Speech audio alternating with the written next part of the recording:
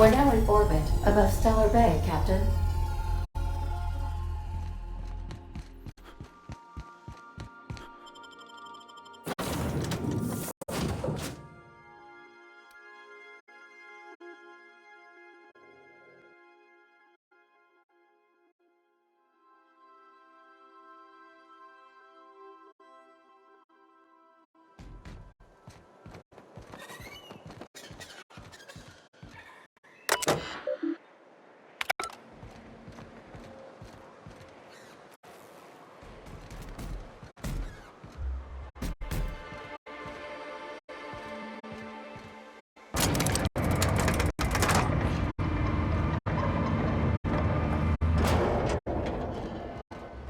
Hey, hold on there. I gotta sign you in. Don't think I've seen you around. That means it must be new to Stellar Bay. You are new here, right?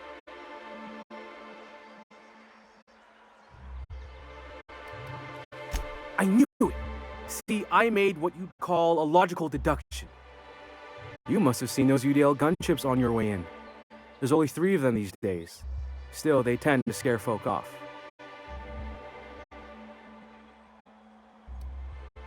Wish more folk could say that. Gets awful quiet guarding a landing pad that never gets used. You may not have heard, you being new, but Stellar Bay hardly ever gets off-world traffic. Us being cut off by the board and all.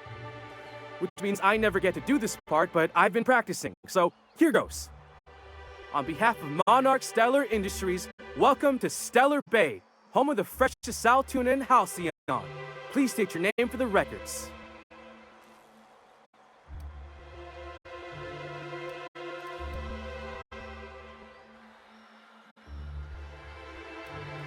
Swell. There's one for the logs. I'm even gonna give you your own entry code.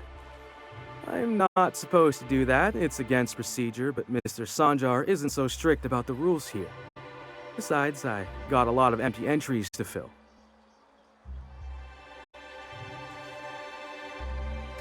We don't get ship traffic in town. Only off-worlders who do make it out here are sublight. They got a base in Fallbrook. And thank the stars for them, or we would have run out of Rizzo's Purple Berry Crunch years ago. Oh, that'll just make Mr. Sanjar's day if you tell him. The board makes up lots of nasty stories about raptidons and cannibals and whatnot. But that's all outside our walls. Mostly.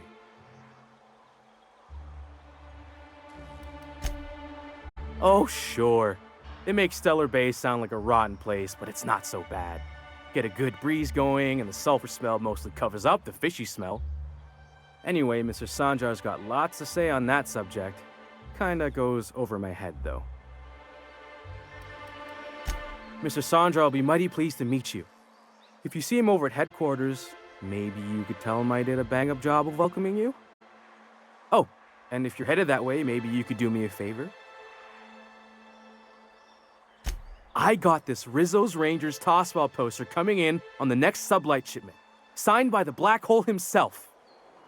Only I haven't heard anything in a while. You think you could check with Celia to see if it's come in? That's Bertie Holcomb, only one of the greatest tossball hackers ever. I wonder if he's kin. Dad had family that worked for Rizzo's. I never got to meet them. Everyone's heard of him, even on Monarch. We still get some of the games. You been living in a sulfur pit or something? On account of him being the best hacker who ever played, nothing gets by him. He sucks up every ball that comes his way.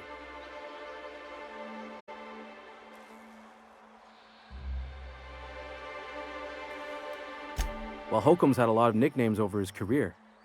Used to be the tallywhacker on account of what he'd do to the score. Before that, he was the slick stick, because his shots were always so smooth. I swear I'm not. At the start of his career, people called him the hack boss, but no one thought that was very catchy.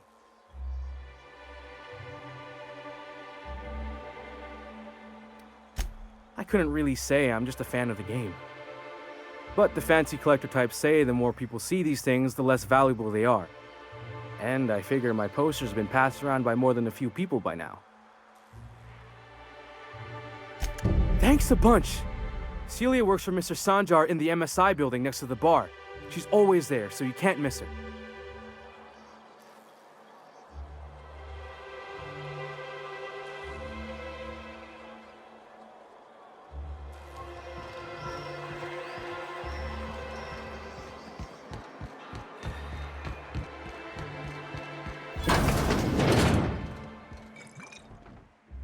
And the little bastard's slippery, right? On account of its blood, so it's sliding. All over the place, trying to crawl away. Getting so I can't tell the blood from the mud.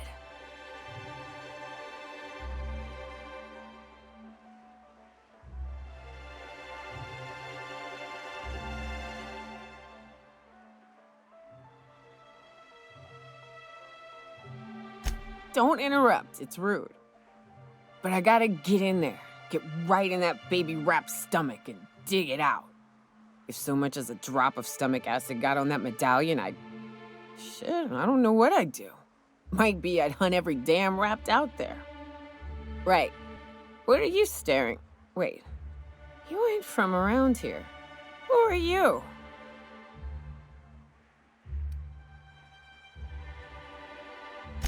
Ooh, charmer. Don't get a lot of that around here. Folks mostly grump at me about how I should join the MSI payroll. Nice change of pace. Buy me a drink, will you? Outstanding! What are you doing in Stellar Bay, stranger?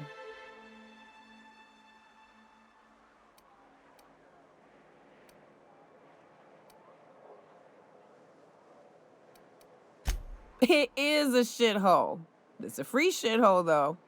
Plenty of ways to blaze your own trail. Folks seem to like that. Besides, the booze is good.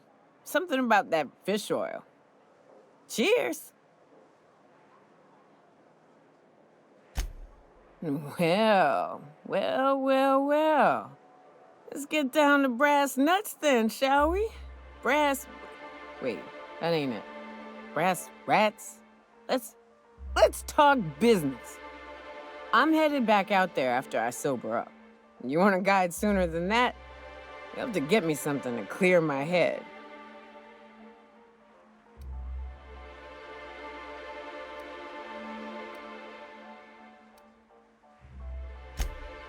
Outstanding! Our dispensary here maintains a stock of, well, I don't rightly know what they are. Steroid or caffeine somethings? Pills. They're very good. I'm cut off for the month, on account of needing one just about every damn day. But I'm sure you've got your wily ways. Fetch me one and we'll be all set. Well, they work. We got a deal or what? You won't find a better deal in Halcyon than our special one-time offer for a refurbished sanitation unit. Remember, if it's dirty, it's a job for Sam. What in the... That thing talks?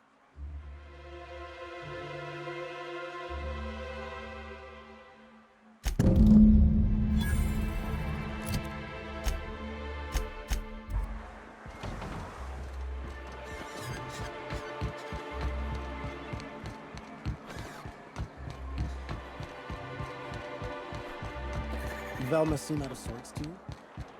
She's always cranky. If Velma's capable of running the warehouse, she can certainly pick up her own caffeinoid. Don't be so hard on her. With Brax missing, she's working doubles and needs a little edge. Very well, dearie. But you stop by anytime you like, hmm? Thanks, I'll keep that in mind. Hello, dearie. Why, I don't believe I've seen you before. And with sweet cheeks like those, I'd remember. What can Auntie Abigail do for you? And what a helpful young man you are. Nothing like a little pill to liven up the spirits. Who's your lucky friend, dearie?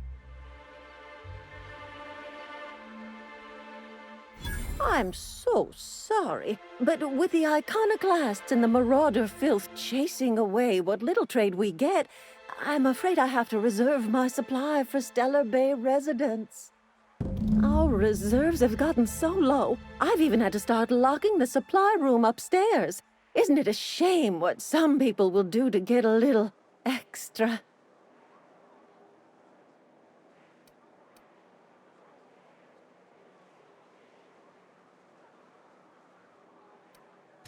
Isn't it just? I'd make an exception for you if I could, my little cherub. Is there anyone else needing a special pickup from Auntie Abigail?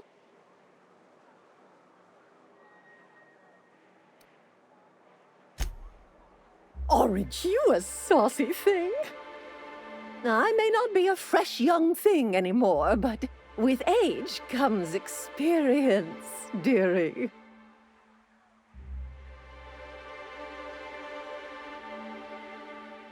Much as I'd love to, my rheumatism is especially fierce at the moment, and I'm all out of my medicine. But I'd hate to send you away empty-handed. You were here for Caffeinoid, weren't you? Who's it for? Now, there's no keeping secrets from Auntie Abigail. I'll tease it out of you one way or another. Also, I really do have to enter someone's name for the allotment. After all, I have to keep track of where our little pills wander off to.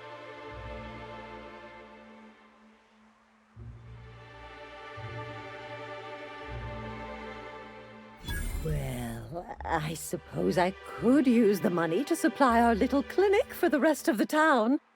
Very well. I'll make an exception for you this one time. But let's keep this between us, dearie.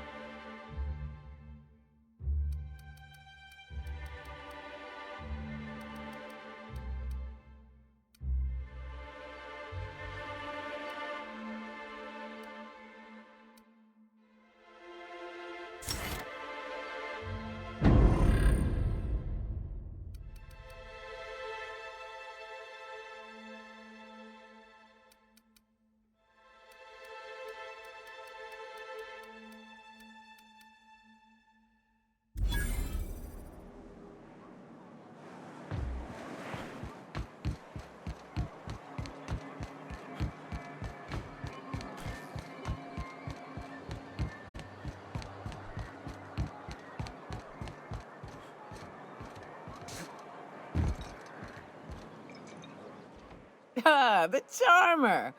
Welcome back. Drink, chat, or business? All of the above?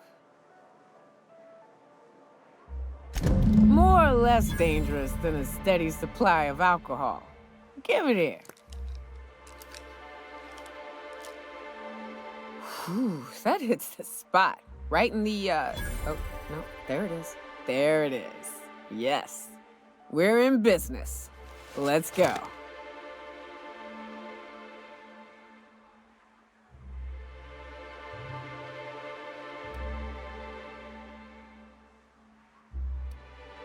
Great. Where to? Oh, Hiram? I ain't checked in on that man in an age.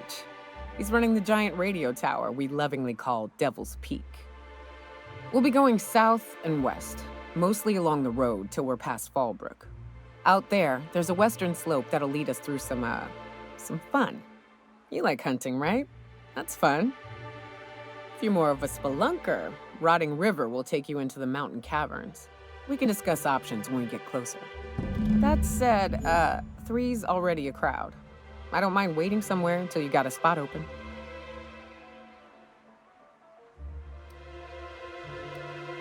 I hope you like being part of our crew, Nyoka. We're real excited to have you. So you keep...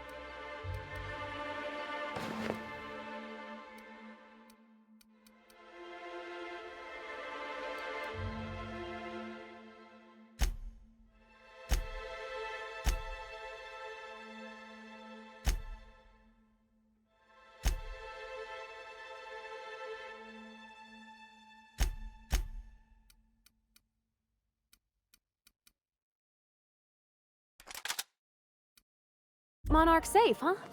That's real honorable work, Miss Nyoka. Oh, no. Monarch ain't safe, even with me around. I've just got intimate knowledge of its danger.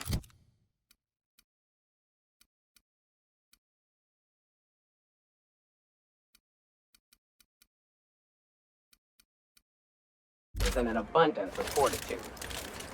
Folks hire...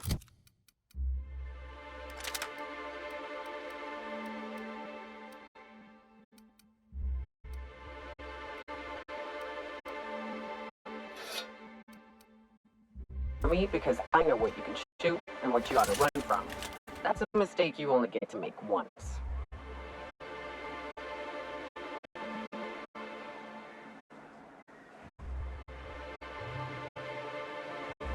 That Chief Junlei sure seems well, huh?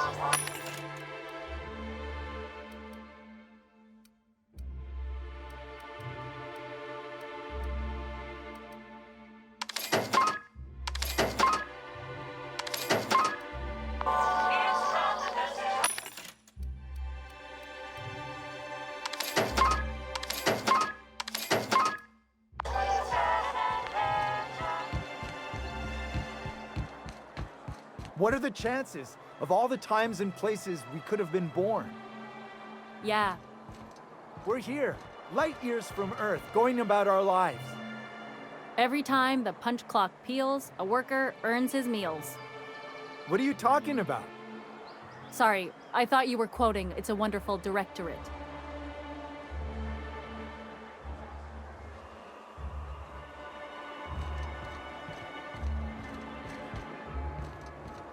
Laws.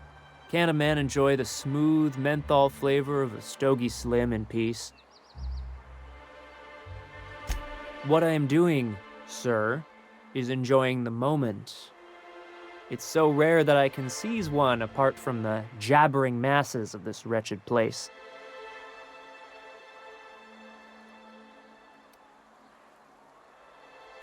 And how should they know what they're missing? I recall when Stellar Bay was a proper board-affiliated town with regular shipments of Auntie Cleo's best and all the cereals. Before Sanjar took over MSI and got us all booted.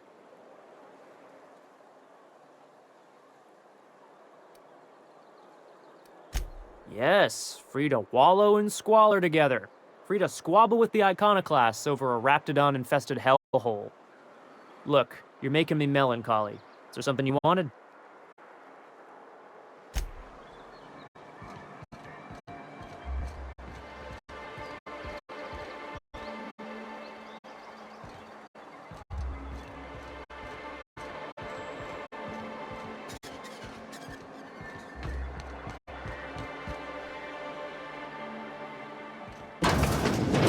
Could I get another advance, Mr. Nandi? Just make sure it's properly logged. I'll note it next to the others, sir.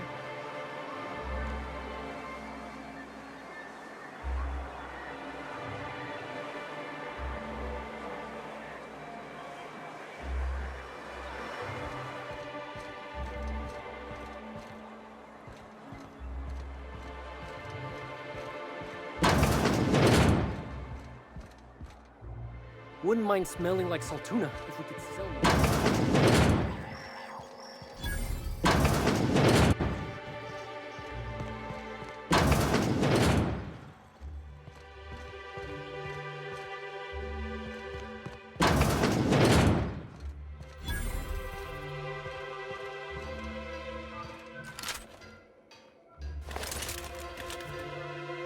Look, you can tell Catherine the new shipment will be ready when it's ready, all right? She's welcome to come up here and pack boxes herself if she's in such a hurry.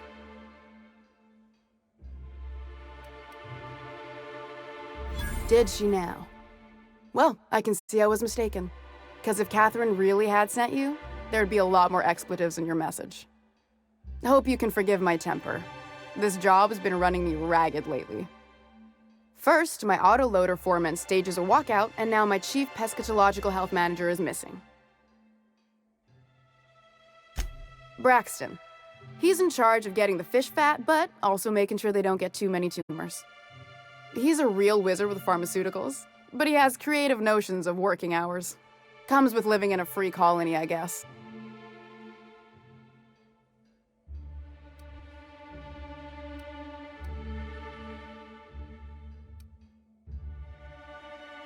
I can't keep working double shifts either.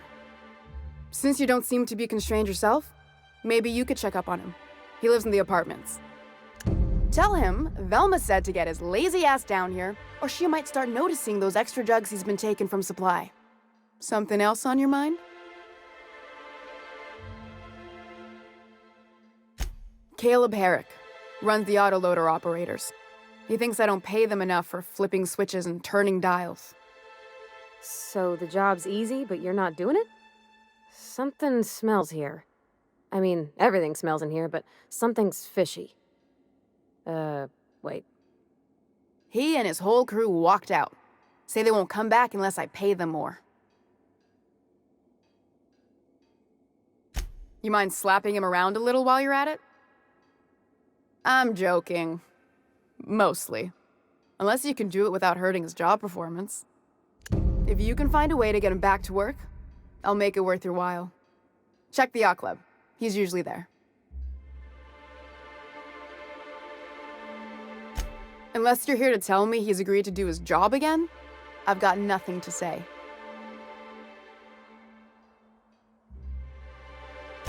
I don't have the bits for it, plain and simple. Besides, if I make an exception for him, I gotta do the same for everyone.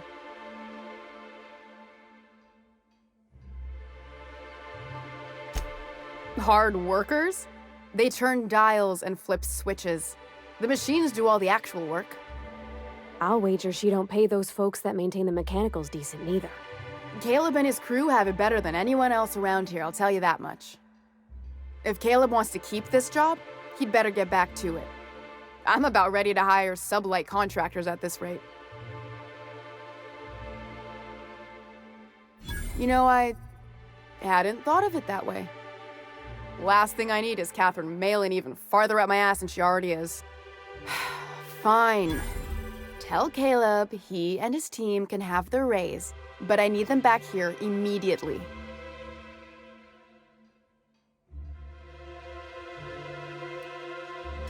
Stealing's such a nasty word.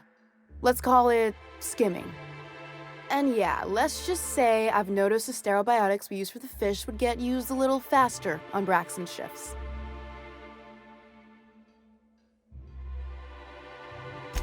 We're not like those corporate towns where you get fined for sleeping on the wrong side of the bed. Besides, the Spacer's Choice stuff we use is cheap enough. And Braxton knows how to get the Saltuna, fat and mostly tumor-free.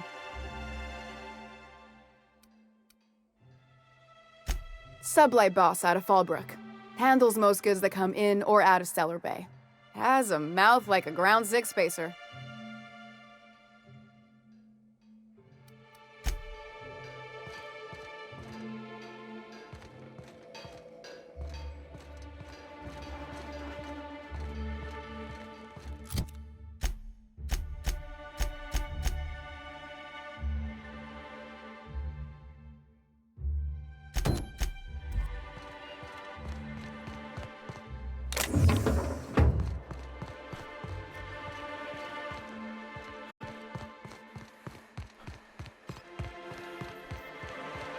Smells like rat in here.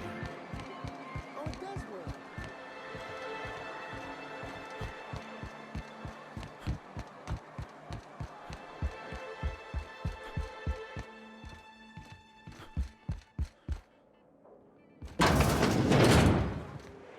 New face, huh? You from Off-World?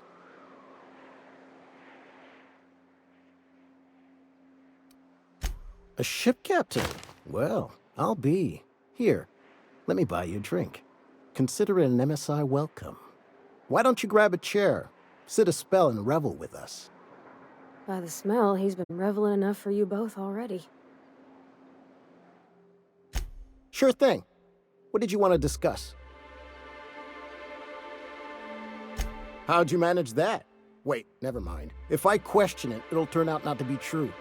Besides, I never follow how you got Velma to part ways with a bit card of her own accord. Here, take this as compensation. It ain't a lot, but I hope it shows how much we appreciate all you've done. Now me and my friends here better get back to work before Velma blows a fuse.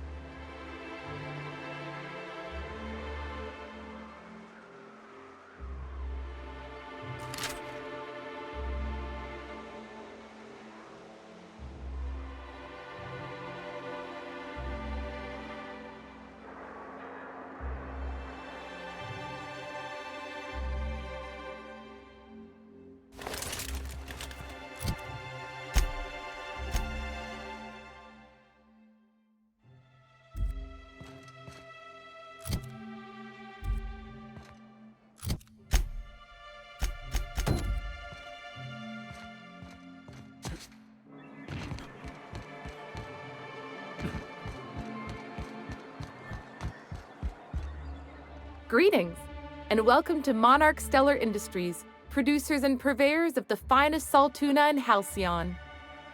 What can I do for you today?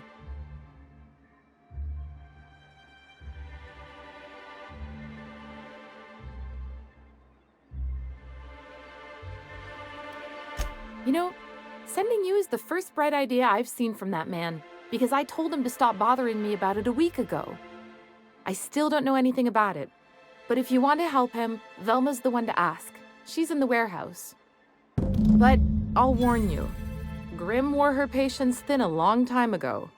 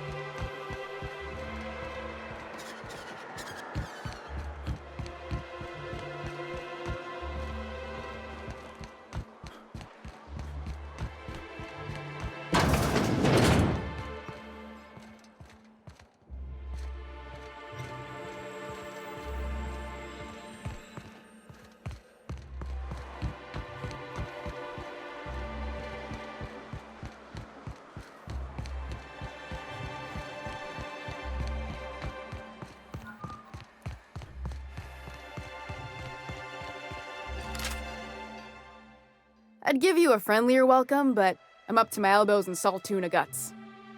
Who spat in your spirits, Velma? You noticed my mood? I'm surprised you can see straight today. I could be seeing triple and I'd still think you're being unkind. I just might find it funnier. Will you try wrangling half a ton of dead fish with decades-old equipment and see what it does for your disposition? Anyway, what do you folks need? This again? I swear, this is the last time I contract for any special requests. You can tell Grim his poster came in. You can also tell him I got a better offer for it. So now it's going to Nell. That about cover it? She runs the betting parlor across the way. Nice professional lady. She asked me about the poster once. Just once. Made a real generous offer, too.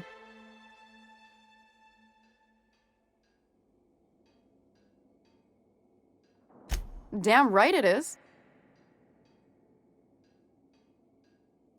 It's staying locked up in my office until Nell shows with her money.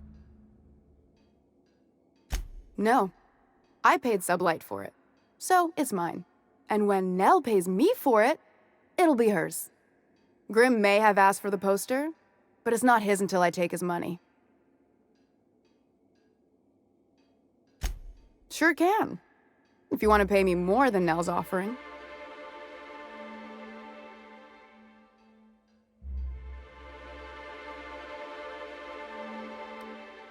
Sure. And once you finish helping me, then we can talk about the poster.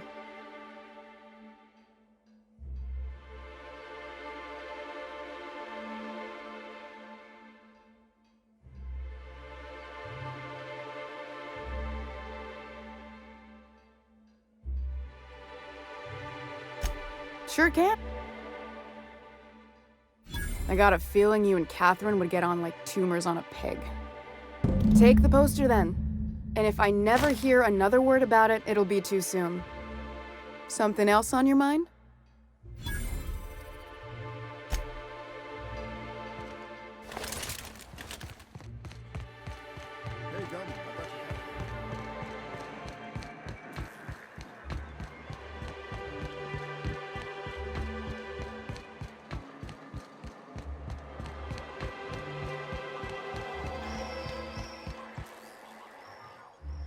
Have you had time to check on that poster yet?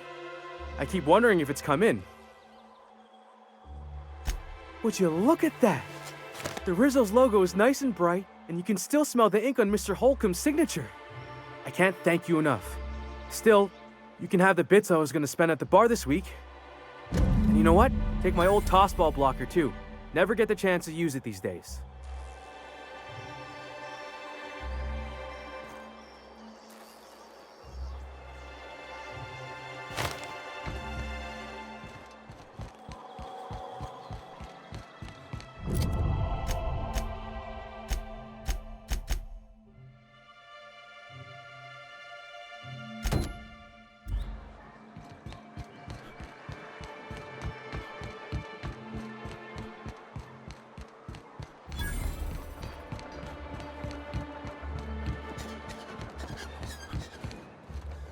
Help! Someone's been killed! I think I'm gonna be sick. I clean the apartments while everyone's at work. I've seen all sorts of messes, but this... If you're going into the apartments, do not go into the lower one on the right. That's where the body is. Now, if you'll excuse me, I need to go contemplate a hot shower.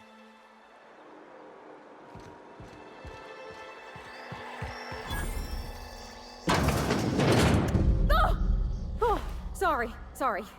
Just spooked me, was all. Even Stellar Bay ain't safe these days. What's the world coming to?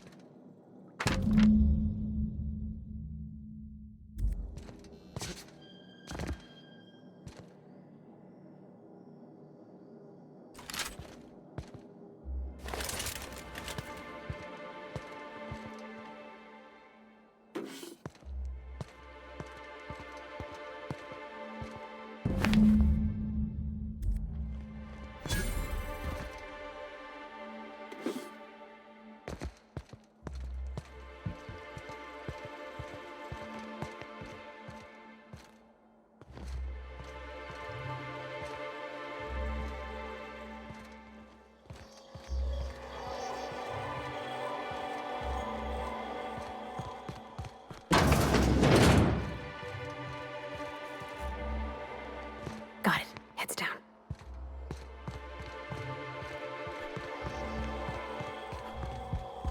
Whatever you do, don't mention tossball to Isaac. You'll never hear the end of it. You know, I haven't seen him in a while. If you got him stuck in an hour-long rant about mostly colonists, you'd be thankful.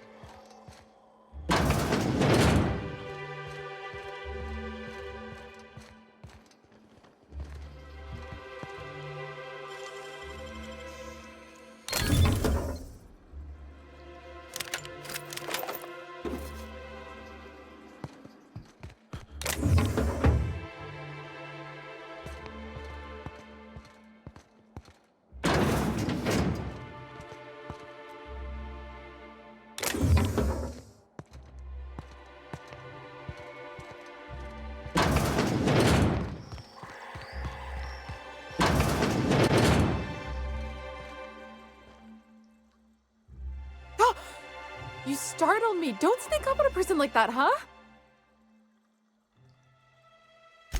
Braxton. I've never even heard of a Braxton. Got nothing for you, sorry.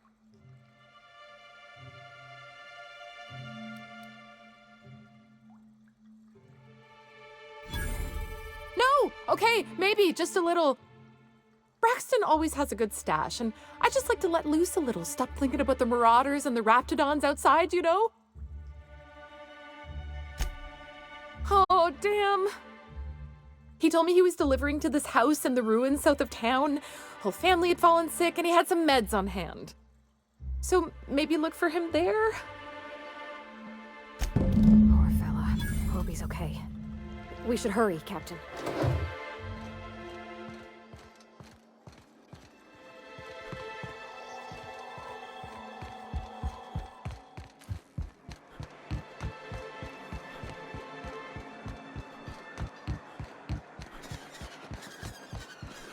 Please, will someone help me? me! My boy's in trouble! Oh, thank you for stopping. Everyone acts like nothing's wrong, like my little boy isn't at risk of being eaten by some vile creature.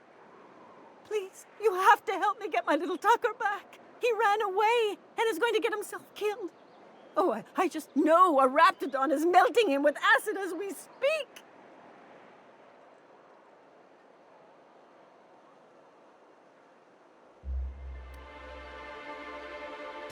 Don't you tell me to calm down. I promised my boy I'd protect him for always. But how can I keep him safe if he's run away? He ran out into the wilderness a few days ago. I warned him about the raptidons, mantisaurs, and marauders, the toxic sulfur pools and poisonous plants, but he didn't listen. Oh, law, Captain. A youngster won't last long in a place like this. Please, can't we help? You ain't wrong, but if he hasn't made it to Amber Heights by now, there's no saving him. Please, won't you go and find my boy?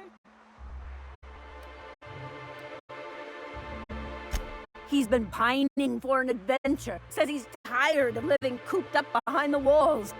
But he doesn't understand how dangerous it is out there. I warned him.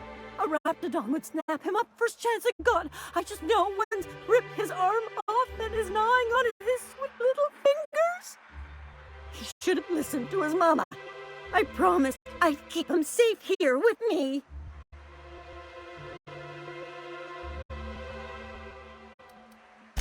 He's been listening to those awful broadcasts that the iconoclasts put out. I begged Sanjar to put a stop to them, but did he? No! And now I just know my boy's run off to Amber Heights. That is, if a manta queen hasn't spooled out and eaten his entrails for breakfast already. If a queen got to him, he died quick. Ought to be thankful for that. Most aren't so lucky. Oh, where's my fainting chair? I can't dig this!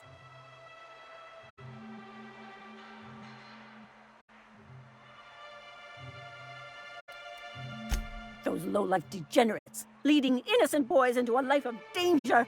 Oh, they make it sound so exciting, like it's noble to risk it all out there, fighting for the greater good.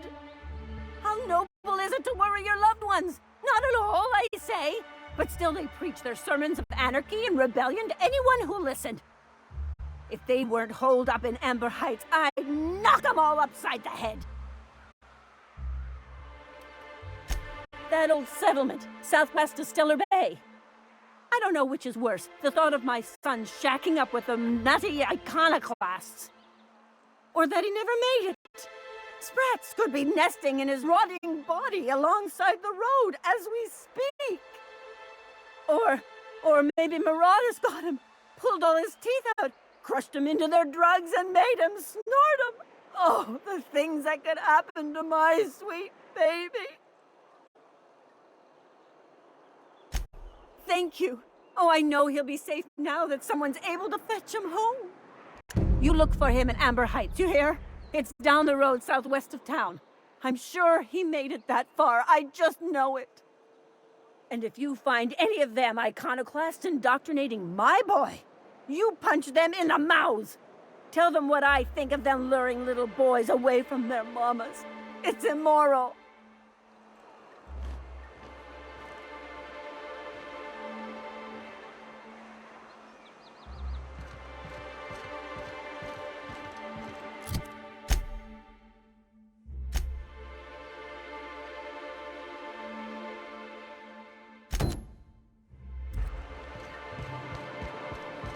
Rap Musk and Canid Eyes, right here. Hello, stranger. Can I interest you in raptidon tongue? Or maybe some canid toenails? You look like a man who's looking for some mostly fresh animal parts? Sebastian, you ever get your hands on those pheromone sacs? Manipillars ain't gonna hunt themselves, you know. I must have hunted a dozen, but I couldn't find a single sack on any of them. Must be looking in the wrong place. Manipillars ain't got pheromone sacs. I just told him that so he'd stop asking me for advice. At least I'm getting a good haul of claws in the process. You're in good hands, traveling with Monarch's top merc. Still, if you want any rat glands or manticlaws, I've got you covered.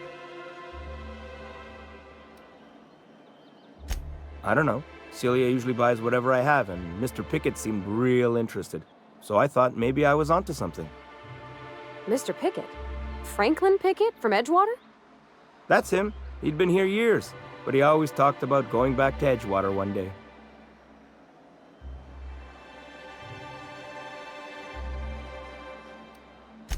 Sure. Mr. Pickett used to run the community center outside Edgewater.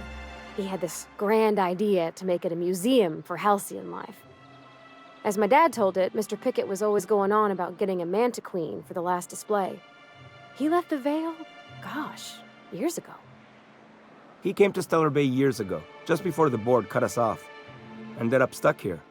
He was always real interested in our monsters. Mantiqueens, especially. I kept telling him he was a fool for chasing Mantiqueen tail. Anyone looking to get familiar with a queen is liable to become the bitch's supper. Oh my. Well, I hope he's all right. Haven't seen him in a while. Sure, they're real big. Hard to miss them. Well, I could send you to the same place I sent Mr. Pickett. But I haven't seen him in a few weeks. To tell true, I'm starting to get a bit worried about him. Captain, can we look for him?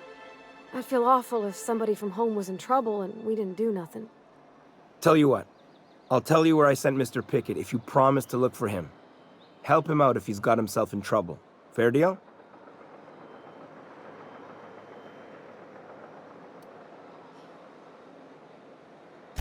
Thanks, Captain. All right then. Leave town through the southern gate, the one right here, and head past the abandoned ruins. Past the ruins? That's Manta territory, all right. My professional opinion is that we leave that idiot to his well-deserved fate. No offense. Last Mantiqueen I saw was in the wilds out that-a-ways. Could be Mr. Pickett still out there, too. Yeah, you find him yet? I sent him past the ruins just south of town. He was hunting for a Mantiqueen out there. Oh, good. Celia hasn't come by in a few days, so I haven't sold much.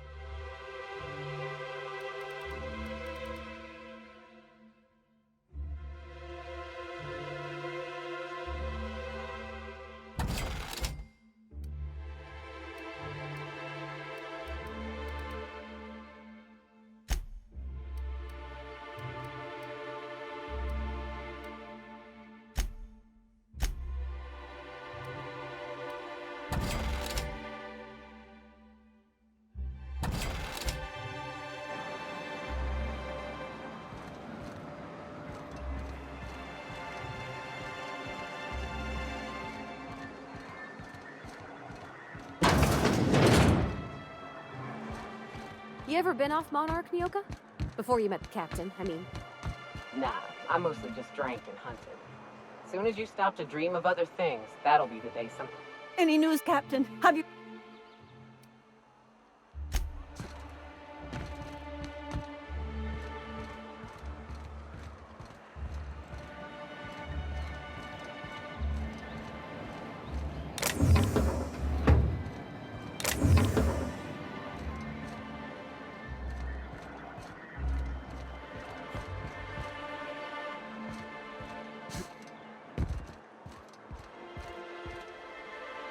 I wonder sometimes what they're doing on other colonies.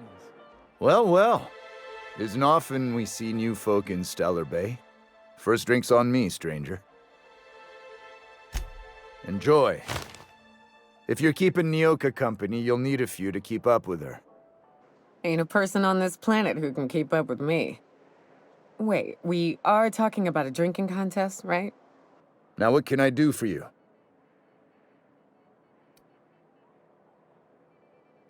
Anyone who spends any amount of time in this bar is bound to get to know Nyoka. On account of her being here so often herself. Hey, you ought to be paying me. Without me livening up the place, y'all would be wallowing in the misery that is your sad corporate lives. I don't mean that unkindly, Nyoka. Anyone who's rid us of as many beasts as you have is entitled to a few drinks. Something else I can do for you?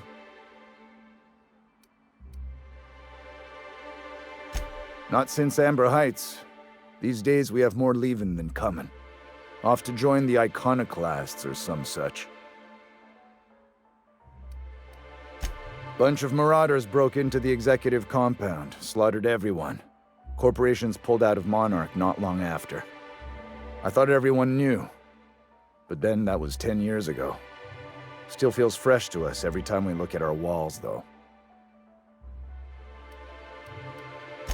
But it had a fancy ring to it. Name's the first advertising anyone sees, after all.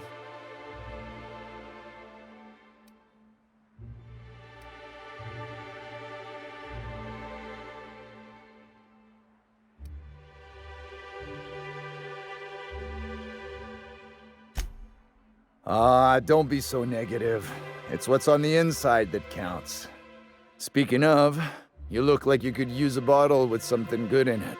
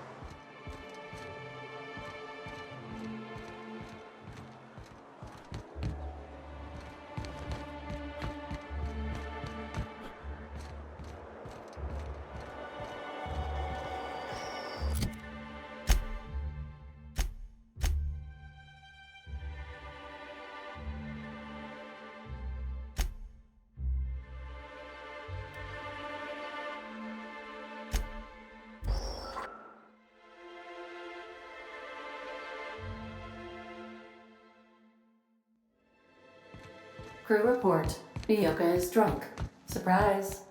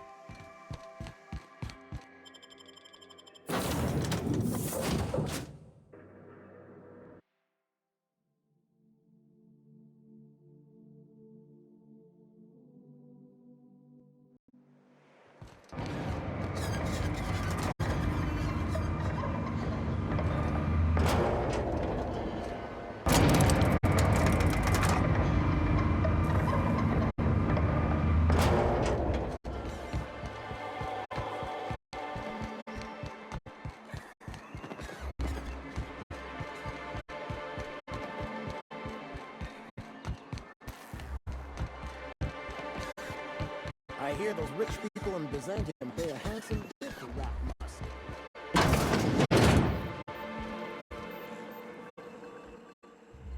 Ooh, you're the new face. Wow, you must be up on all the latest tossball games. So who do you follow? Wait, don't tell me. You look like a Hammersmith Thunder fan. No, Glacial H Mammoths.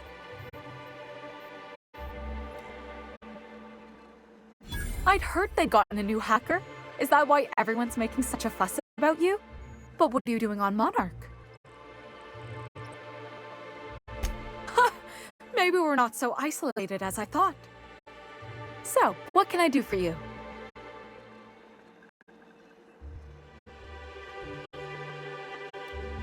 Graham's always filling the airwaves with this propaganda, like it's done him any good.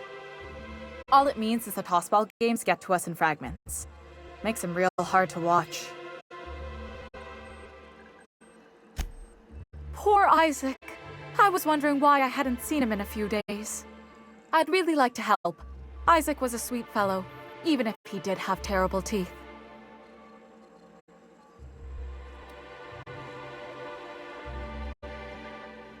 Right. So the thing with Isaac is he didn't know where to stop. He'd get stuck on something, and he just couldn't let it go. Sometimes he'd drink purpleberry punch by the liter. Other times he'd keep betting on a losing team. Started owing the wrong people money. I don't know for sure, but I saw Elijah and his buddies pushing Isaac around. They're hooligans from Fallbrook. They sweep into town, drop supplies off behind the warehouse, and spend the rest of their stay getting rowdy over tossball games. They usually loiter in the alley behind the yacht club. They're not allowed in the bar anymore. I bet you anything Isaac ran into trouble with one of them. Mr. Sanjar will be pleased to hear about it when you're done. I know he gets fed up with the Fallbrook bullies, but there's not much he can do.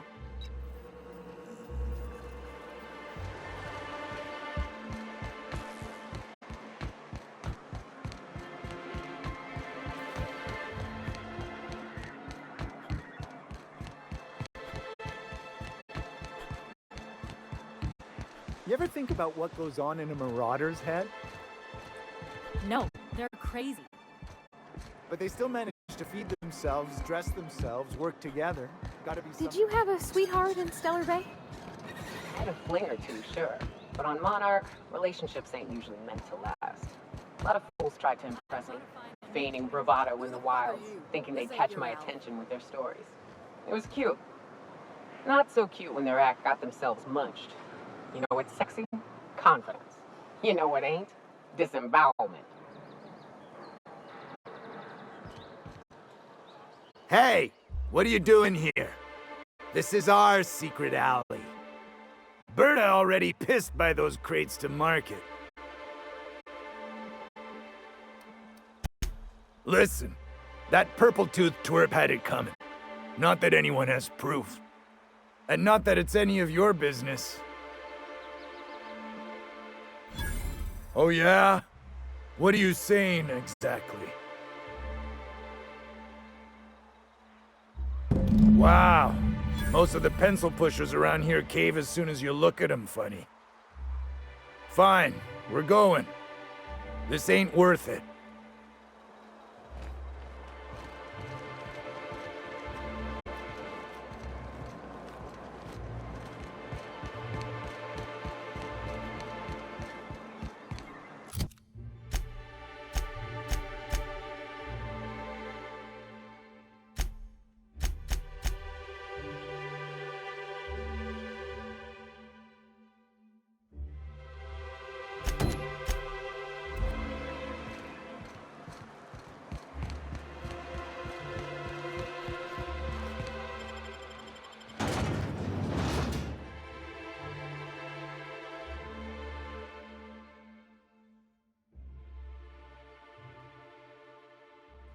I need to talk to you, Captain.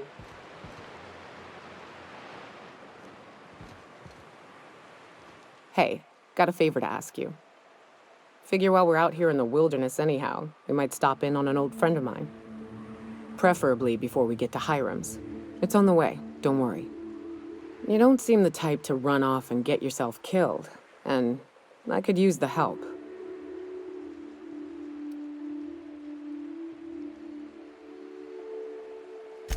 Well, we'll see about that. I'll be upfront with you. I hate asking for help. I hate it. Every time I give someone the opportunity to disappoint me, they seem to make it their most immediate goal. But this, what I'm thinking, it's dangerous. Really? Here I was steeling myself for inevitable rejection. I used to run with a band of hunters. Friends. 6 of us. We were on Monarch when the corporations pulled out, and we helped a lot of people pick up the pieces. I haven't seen 2 of them in years, and the rest I know to be dead. I'd like to gather their effects and bury them all in the same places, like the family we once were.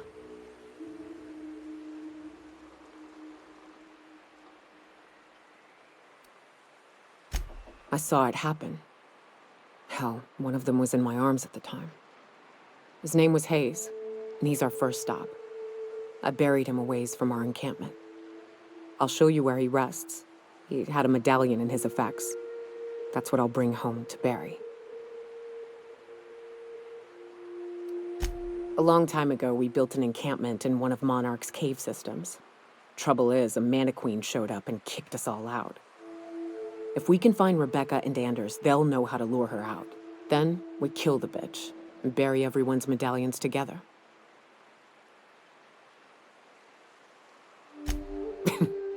Thanks, Cap.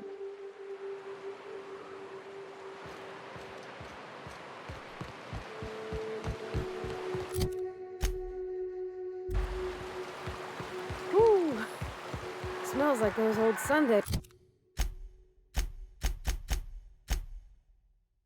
when we'd unload salt. Right. Here's the road. Follow it south.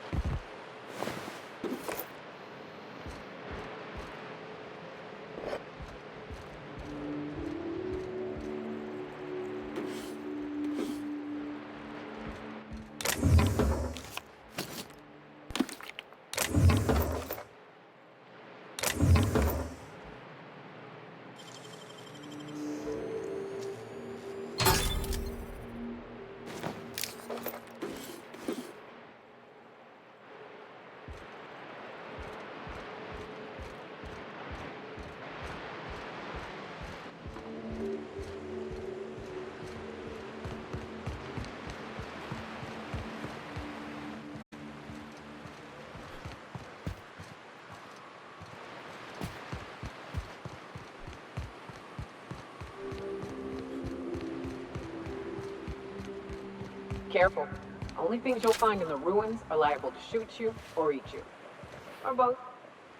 I wonder who you... Here they come!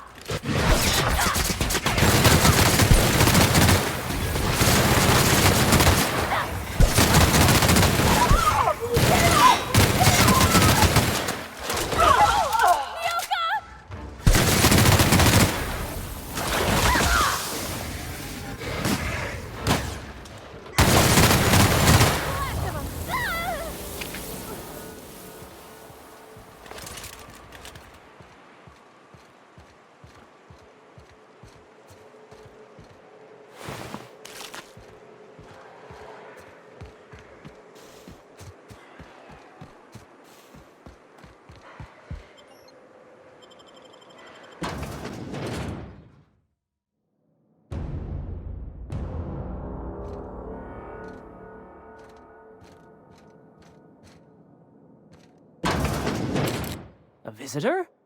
What an unexpected surprise! Please, come in. Come in. I'm getting real bad fight or flight right now. Watch your step. People ain't this friendly outside city walls. The Edgewater deserters were perfectly nice, and they lived outside the city walls. Well, maybe not Adelaide, but everyone else. That's the spirit. Now come in. Make yourselves comfortable.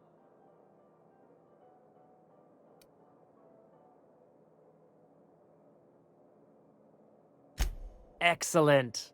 You've arrived at just the right time. My wife is putting the finishing touches on dinner. Please, make yourself at home until it's ready. Something ain't right about this.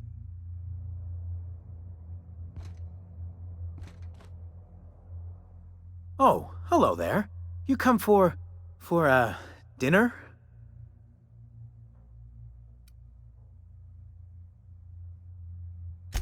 That's nice. We had someone else over a week ago or yesterday. I forget.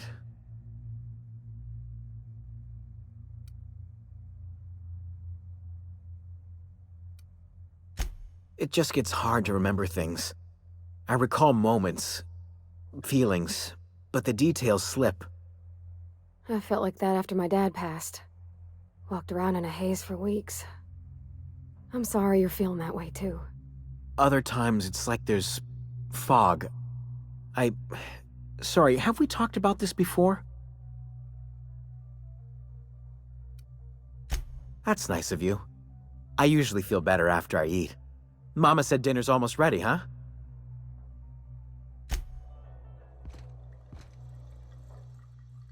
What a pleasant surprise. And just when I was beginning to fear we'd seen the last of good company for a spell. Yet the Eternal provides, does it not?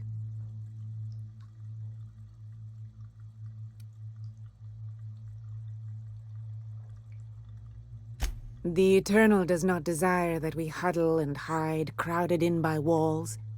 We all share the spark of the divine, and we were made to spread it across the stars. Out here, we are free. And even apart from society, the universe provides for us, as your being here proves.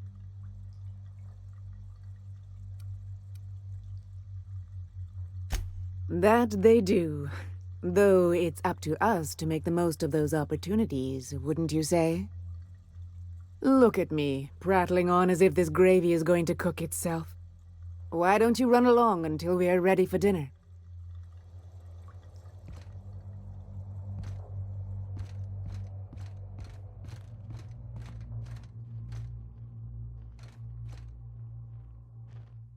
Oh, hi there. Did you come to bring us more of those rocket candies? That's wonderful. There was this other man who used to bring them. Not anymore, though.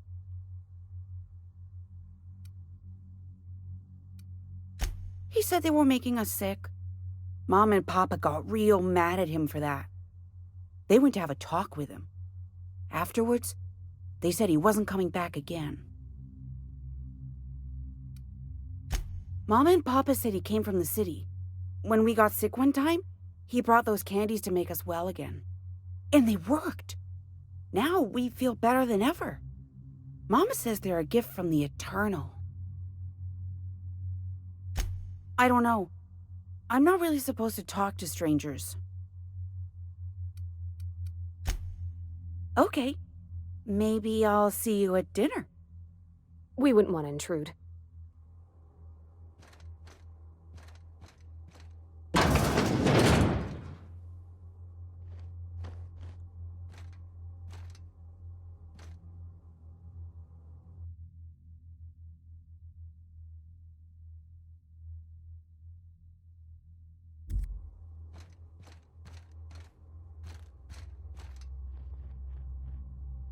Not a peep from me.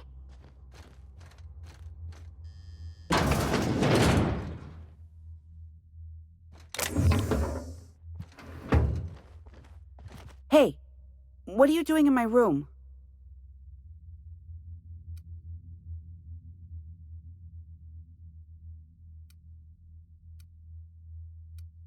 Liar! You're trying to steal the last of my rocket candies, aren't you? The ones that come in a bottle with a rocket ship on it. Like the other man used to bring.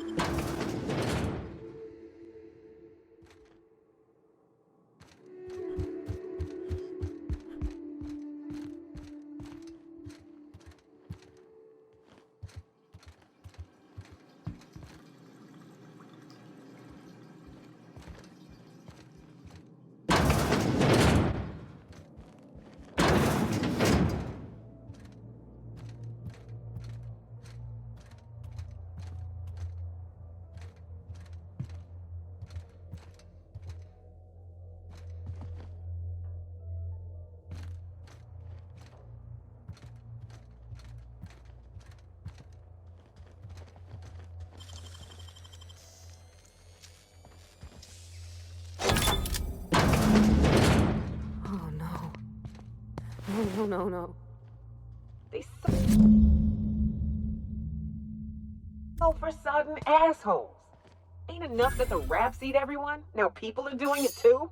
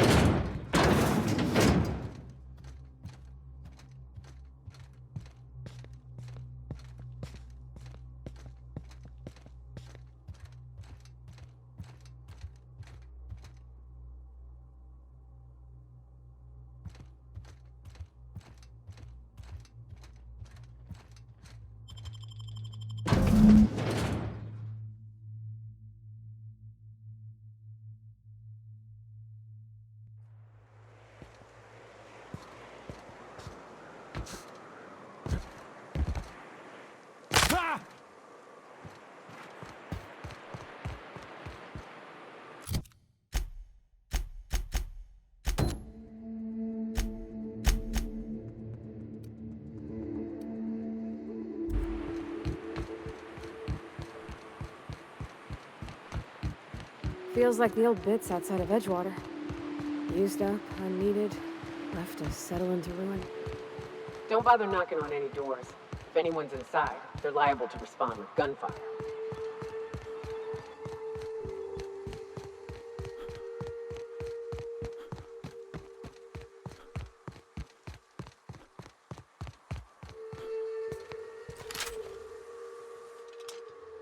huh?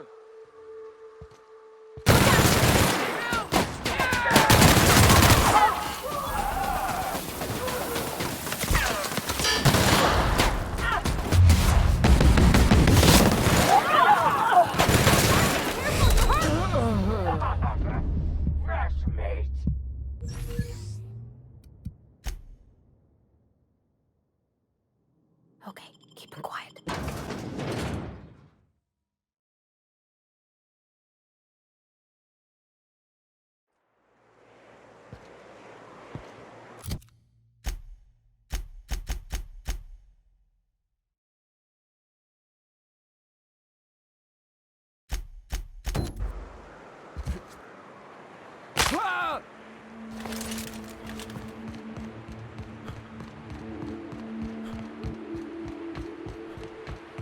Feels like the old bits outside of Edgewater. Used up, unneeded, left to settle into ruin. Don't bother knocking on any doors. If anyone's inside, they're liable to respond with gunfire.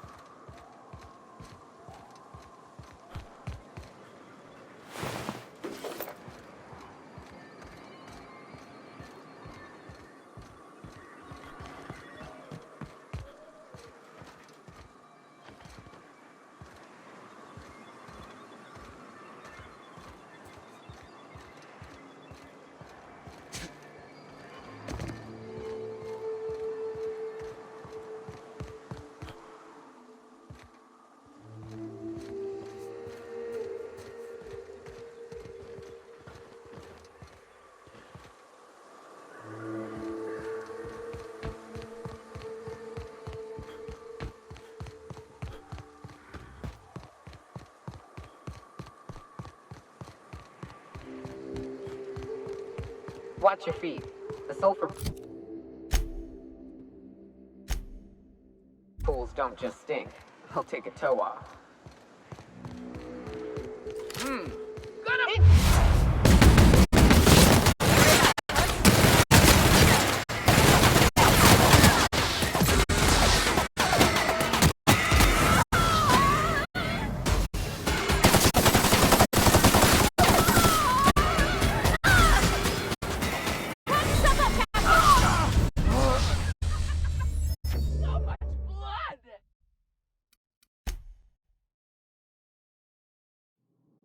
Got it. Heads down.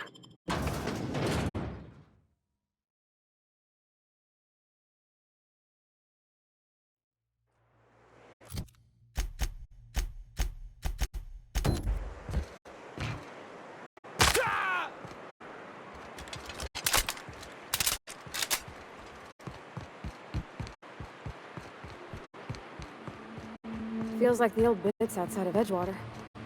Used up, unneeded, left to settle into ruin. Don't bother knocking on any doors. If anyone's inside, they're liable to respond with gunfire.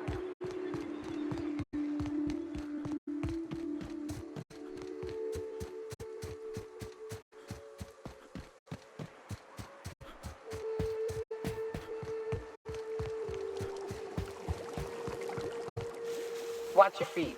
The sulfur pools don't just stink.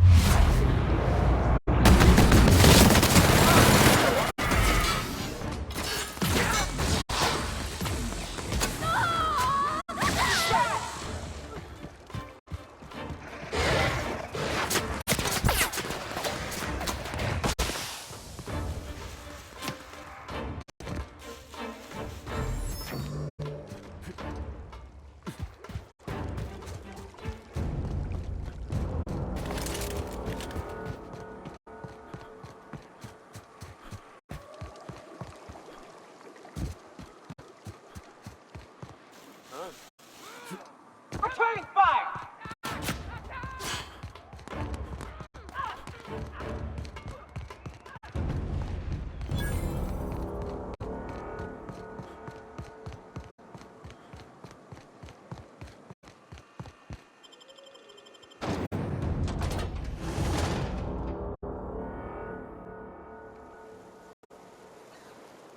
Well, hello, and welcome to the home of the iconoclasts. I'm Rose. Please take a pamphlet.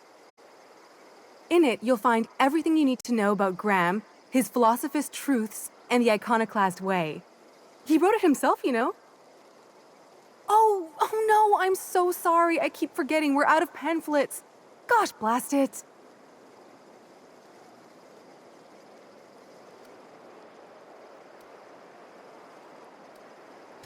I'm so sorry. It's a habit, I suppose. We used to have plenty, but we ran out of paper and ink. Ever since the corporations left, it's been hard to come by the basics. But you know what we do have? Freedom! This is the only place in Halcyon you'll find it. No corporations, no shackles, no problems.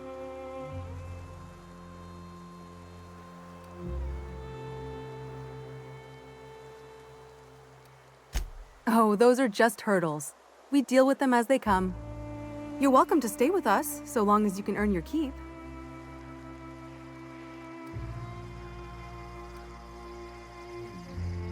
The new boy! Yes, he's quite clever. He took to our teachings very quickly.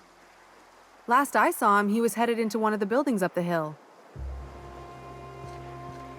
I ought to mention, the iconoclasts are loyal folk. Treat them right, they'll do the same. Turn on them, they'll open fire without a second thought. Everybody here looks wore out. Is it just me?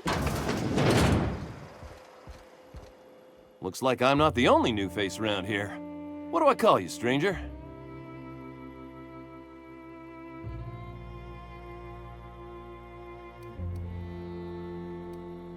You here to join the iconoclasts? Help us free this world? I am not a little boy. Haven't been one for decades, no matter what my mama wishes. I take it she's still looking for me? Had hoped she'd accept my decision.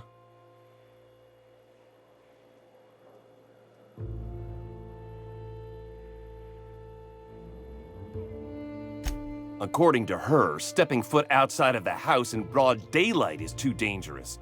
My entire life, she crammed a fear of danger down my throat.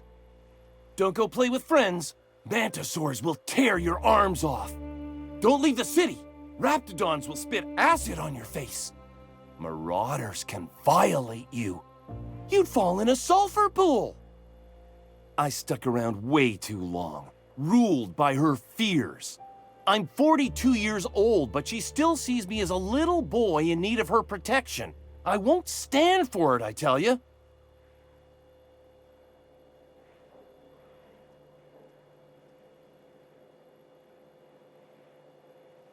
She doesn't want to see me as anything other than her baby boy. Why would I go back again? What'll be different this time?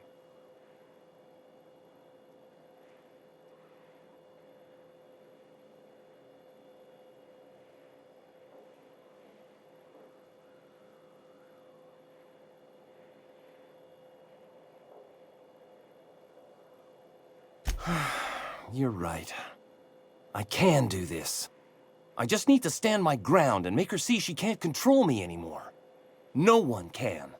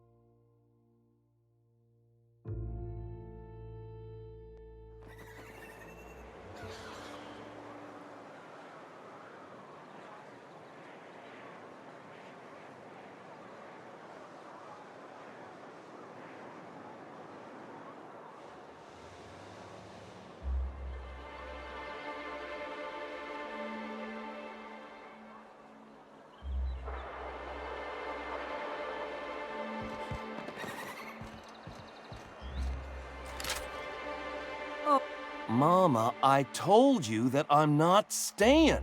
I just came back to talk to you about why I left. Then I'm going back to Amber Heights. Oh, we'll get that silliness sorted out. You're safe here with me, and that's how it's going to stay. Isn't that right?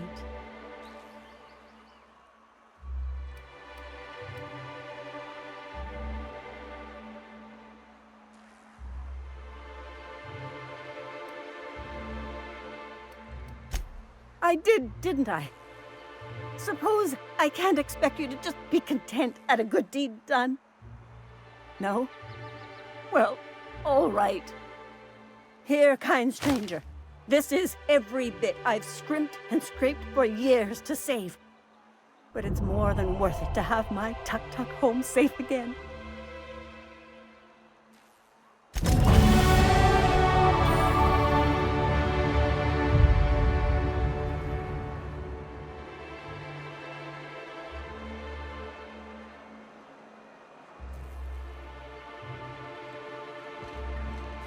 What was it like in...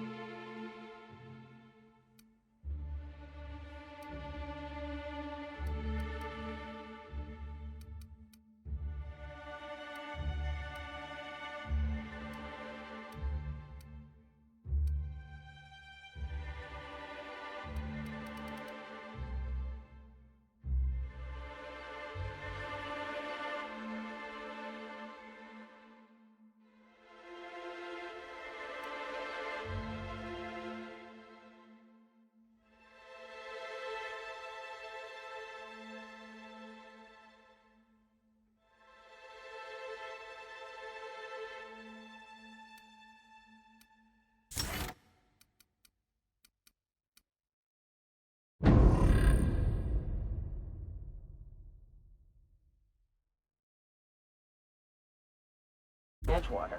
I hear you workers were on the clock every available moment. We always got 8 hours a day for sleeping.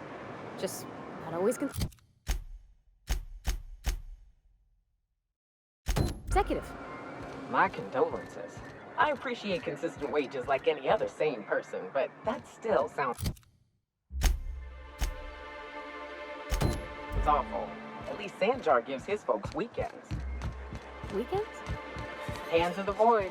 I used to drop by the bar in Stellar Bay to knock a few back with the folks who had Saturdays off. Don't know what I'd have done with that much time. I was always behind schedule anyway. Knowing you, you'd sit and be alone with your thoughts.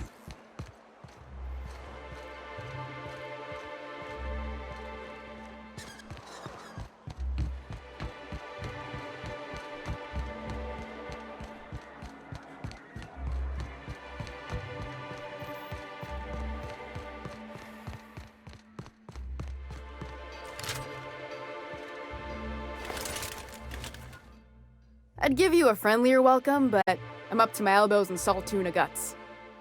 Gosh, this old girl's in a rough way. Even old Bess in Edgewater was in better shape than this.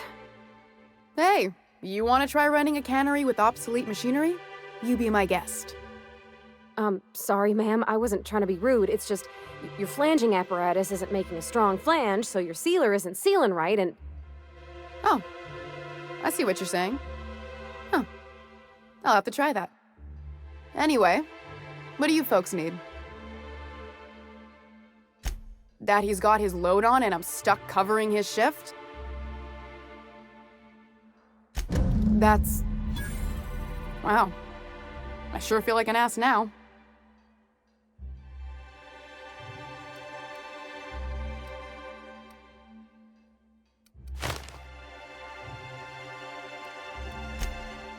Oh, sure. Because Monarch's just teeming with experts in the finer points of salt tuna health. Still, it's good to know what happened to him. And that I ought to start looking for a replacement. Something else on your mind?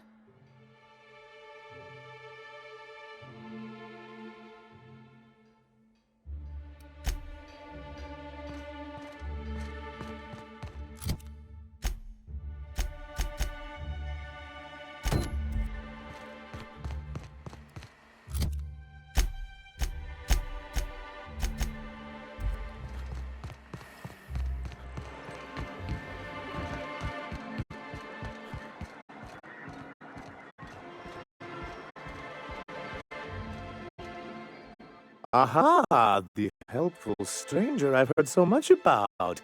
Here to do business, hmm? Clear my schedule. This newcomer has a meeting with me.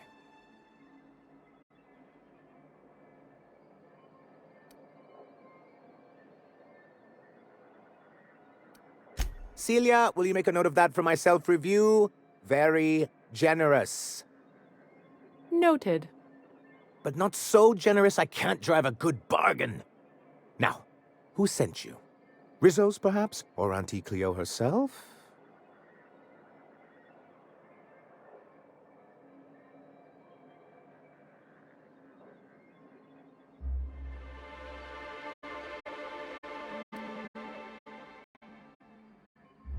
What a charming notion. One doesn't meet many free spirits in Alcyon. Not outside Tartarus prison, anyway.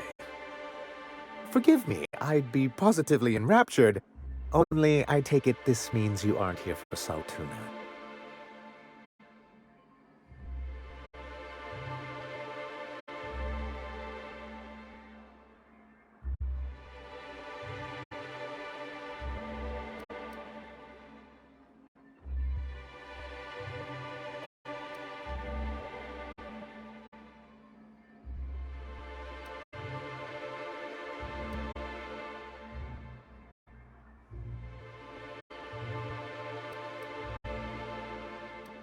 Yes, that's it.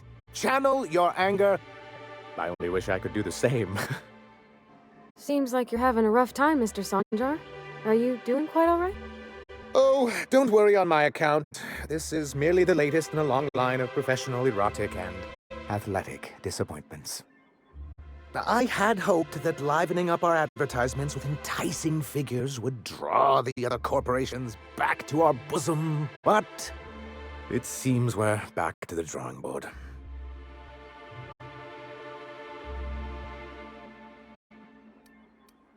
Thanks to the so-called hazard clause, Monarch has been cut off from the board's resources and protection for 10 years now. So-called is right. We've got our hazards, but we're still here, damn it. The board took off without so much as a thought for the folks left behind. I don't... Dang it, Captain, that's not right. Folks on Monarch shouldn't have to suffer just because the board says so. Now, we've kept ourselves in business by trading with individual corporations, but given the off-the-books nature of those transactions, such arrangements are precarious.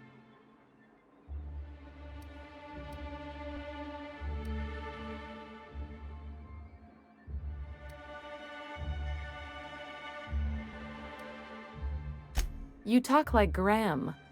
Freedom always sounds nice, doesn't it? It makes a rather pretty slogan. But if you sit down and tally up the costs, how you provide for yourself in the absence of aid, how you protect yourself from a hostile galaxy, it starts to lose its shine.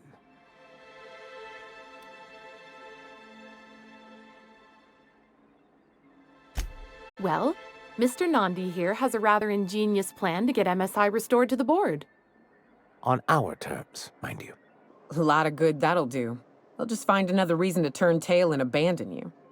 Not if we secure the proper safeguards first. And if our advertising scheme hasn't borne fruit, then perhaps it's time we took matters into our own hands.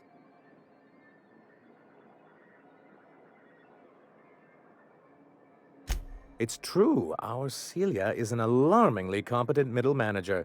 At any other company, she'd be wasted in data entry. The plan she refers to is a two-pronged approach, and the first part involves seeing Stellar Bay properly defended.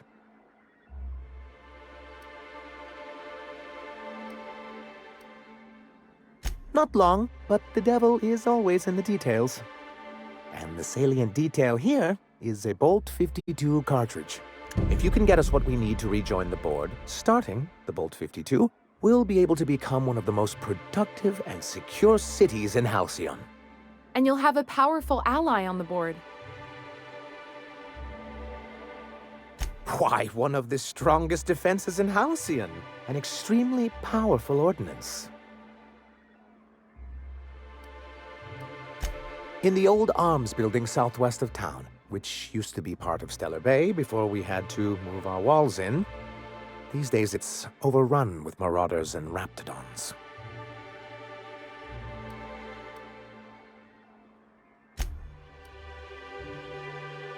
Do be careful. I've lost more than a few people to marauders and raptidons out there. Oh, and while you're at it, there should be a terminal in the arms building with some dangerous information. Perhaps you could delete it so it doesn't fall into the wrong hands. What can I do for you? Hiram? Why, he's probably still out at Devil's Peak. Not that he's had the courtesy to notify me, at any rate. You'd head south along the road and look for a mountain to the west. Not that I'd advise it. It's a terribly dangerous trek. But I see you've met Nyoka. Anyone can get you there safely, it's her. He just wants me out of his bar.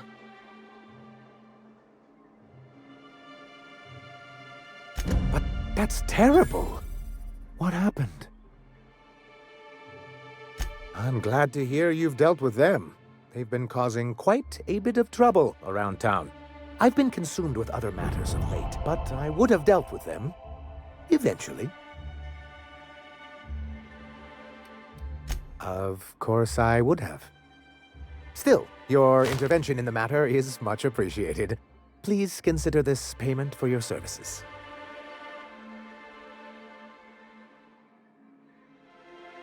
Then it's good that I keep such meticulous notes. I've asked myself the same thing many times, especially seeing as the legal mechanisms we employed were part of the board's own bylaws. Not intentionally, though that's technically true. For many years, this planet was home to as many corporations as Terra 2, but back then it was known as Terra 1.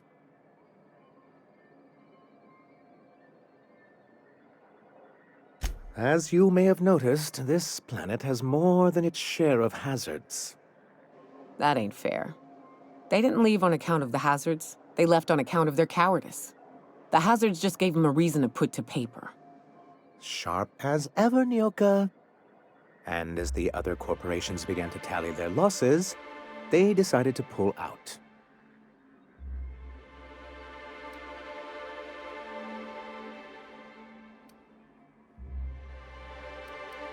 That's also what I thought. Oh, we were young and bold then, not unlike yourself. We saw the chance to improve working hours and conditions, to reform MSI from the ground up.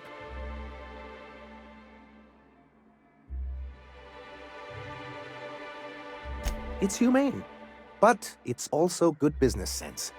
Exhausted, sick, and malnourished workers are not productive workers.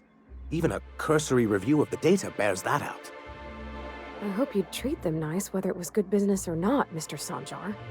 That's what being a community means. Treating people right, because it's the right thing to do. Hear, hear. That may not be the way the colony works, but it damn well oughta. A noble thought, Miss Holcomb. Unfortunately, noble thoughts rarely sway board policy. Anyway, we learned of a loophole in the corporate bylaws that would allow MSI to claim ownership of the entire planet once the other corporations pulled out, creating the perfect environment for us to enact these new reforms.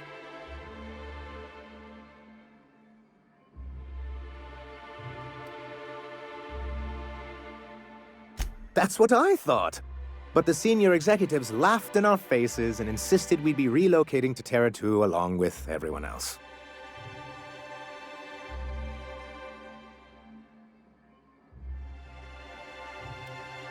In a manner of speaking, many of us stayed behind, in an act of quiet but firm defiance. As the most senior executive remaining, I ended up in charge of what was left of MSI. I moved forward with our planned reforms, as well as our strategy to assume ownership of the planet. Yet not long after I renamed it Monarch, the other corporations dislodged us from the board and began an official campaign to paint us as lawless savages.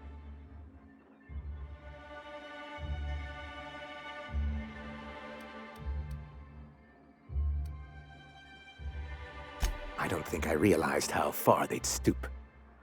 Everything we did was legal and above board. We followed their rules, and yet they still found reasons to declare us outlaws. I do think there's something useful in a governing body like the board. Something that keeps us from anarchy, but I dearly wish it functioned differently.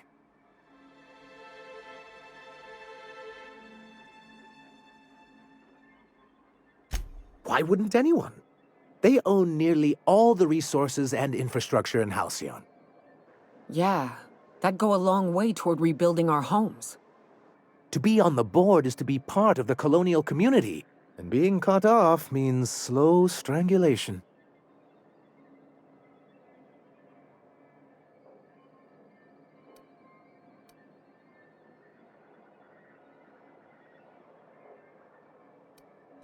Indeed. We've got to consider realities, not ideals. If membership on the board can ease our hardships and provide us with opportunities, then that's the path I mean to pursue. Besides, I'm hopeful that additional leverage on our part will allow us a more equitable relationship.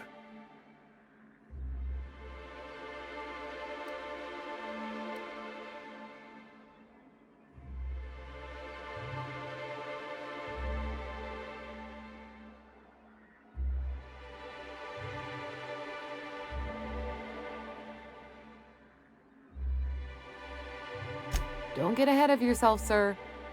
Yes, it'll be easier to explain once we have the Bolt 52. My hope is to maintain the reforms we've managed here, and who knows? Perhaps once we're restored, we could spread them to other corporations. It's straight bullshit is what it is. A fabrication rich folks use to preserve their investments by leaving a lot of people here to die slow. Nyoka has the right of it. It's a legal provision that gives the board the authority to cordon off any planet or location that it deems dangerous. But wait, what happens to the folks stuck on the wrong side of dangerous? I'm afraid the welfare of a few hundred people is too minor a figure into the board's risk assessments.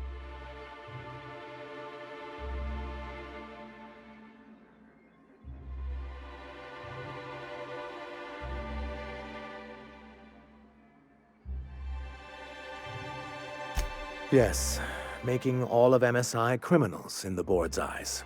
Rather hard to run a business that way. He and his followers call themselves the Iconoclasts. Lawless anarchists, all of them. If anyone on Monarch deserves the reputation the board's pinned on us, it's them.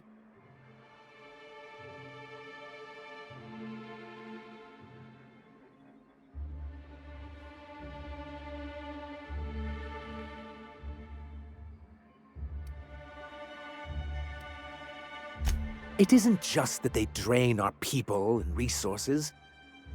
Every radical act they commit cements Halcyon's image of us all as destructive rebels and pushes us further from the rest of the colony. He's lucky the board doesn't take him seriously enough to keep more than a few UDL gunships patrolling Monarch. An Earth Directorate assault cruiser would change his tune. It's almost a shame we haven't seen one around Monarch in a long while. What can I do for you? I see. And was his delivery of the MSI authorized greeting up to snuff? Well, that's excellent. I'll see that your feedback makes it into his review. What else can I do for you?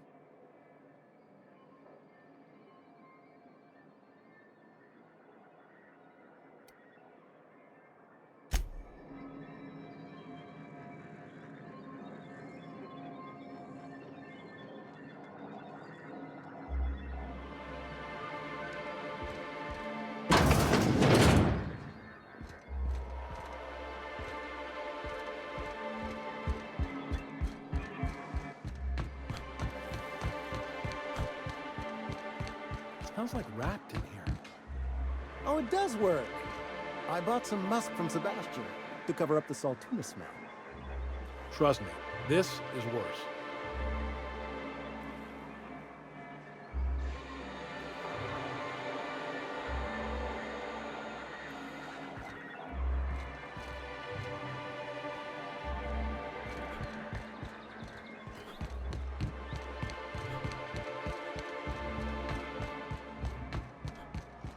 What do you think of the unreliable Parvati? There's always something to fix, and it's neat working in the Aether. I always took Atmo for granted.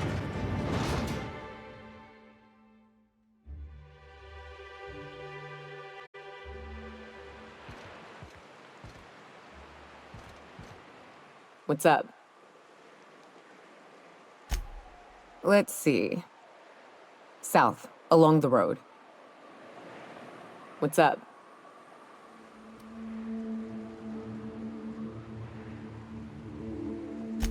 What's with the pleasantries? You want to know something? Just ask. I didn't.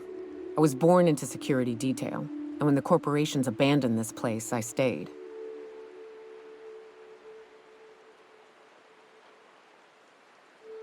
That's all I know. Besides, I had a few friends here, and they were staying too.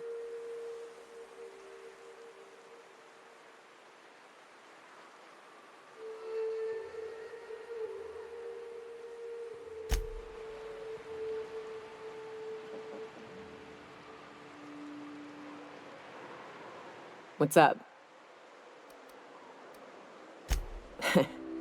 I took a job once to clear out a rap nest. Partnered up with a fellow out of Fallbrook who called himself Dirty Don. Bit on the shorter side. Had a penchant for cards. Thing is, he introduces himself and the man is immaculate. Clean. He had a flowery presence to him. A pleasantness that didn't invade your space. He was just there and you were glad for it. When we set out to hunt down the Raptidons, I found out firsthand where his nickname came from. Dirty Don killed those Raptidons with his bare hands. His bare fucking hands, Captain. He was a whirlwind of grotesque primal fury. In the end, he stood drenched in blood over the entrails of a dozen raps. If he had a scratch on him, I wouldn't have been able to tell. It was glorious. Yeah, I never seen anything like it. Day came when he tried to take on a mannequin. Got himself eaten one limb at a time. Wonder if he tasted like soap. Oh well, live and learn. No matter how tough you are, if you're gonna fight something bigger than you, bring a firearm.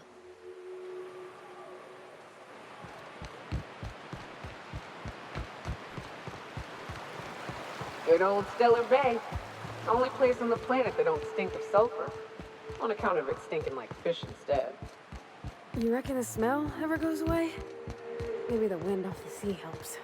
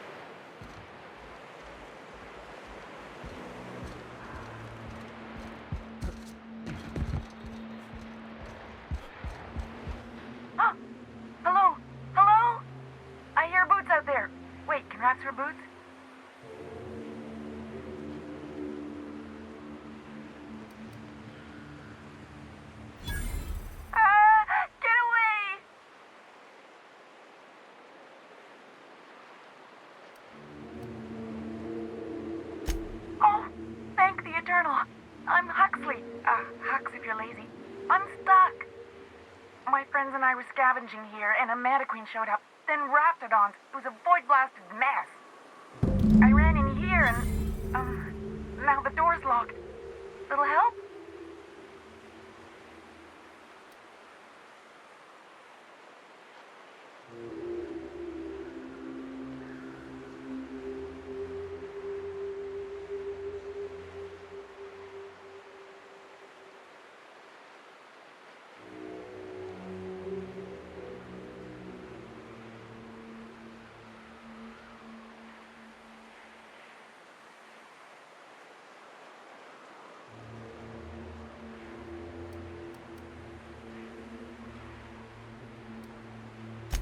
Phew. Thanks, mister. My buddy had a key, but I ain't heard him in a while. He locked me in here and took off. Probably got munched. So look for a dead guy, I guess. Or a rat. Maybe it's in a rat belly. Gross.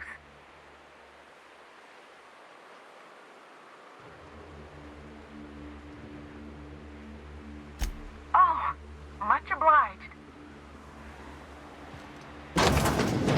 Ah, phew. Thank you so much. It was getting all stuffy in there, and I was getting a mite lightheaded, and I think maybe I was gonna die. Now I'm out here, and I'm headed back to Amber Heights. Still landing yourself in trouble, eh, Hux? Oh, hi, Nyoka. You mind giving me an escort back home? Oh, you're traveling with someone. Never mind.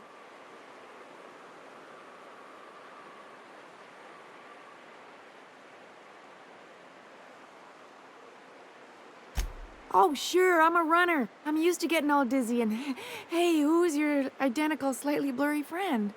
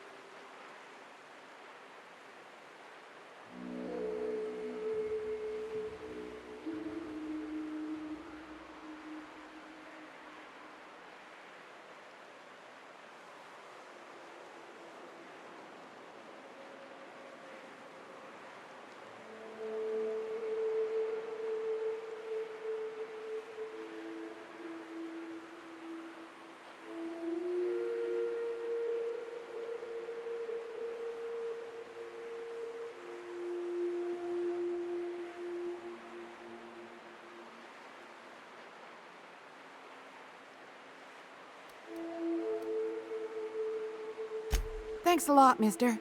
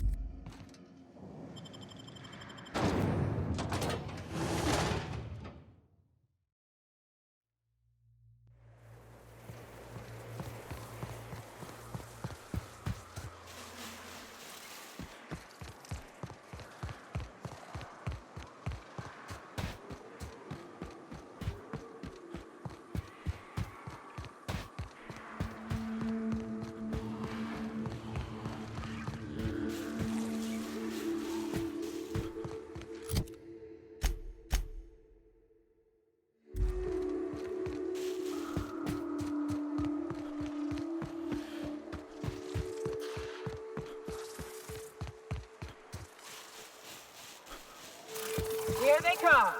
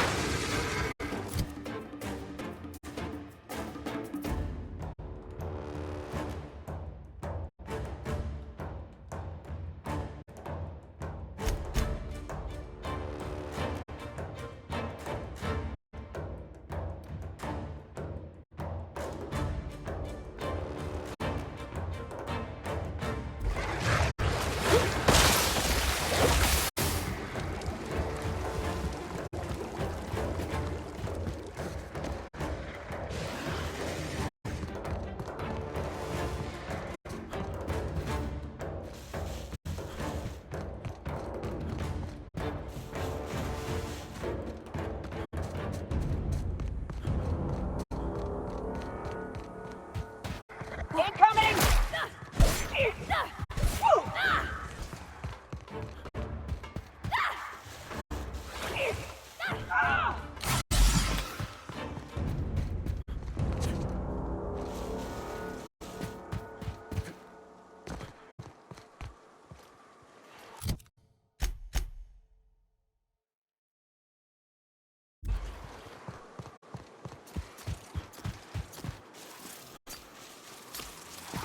Incoming!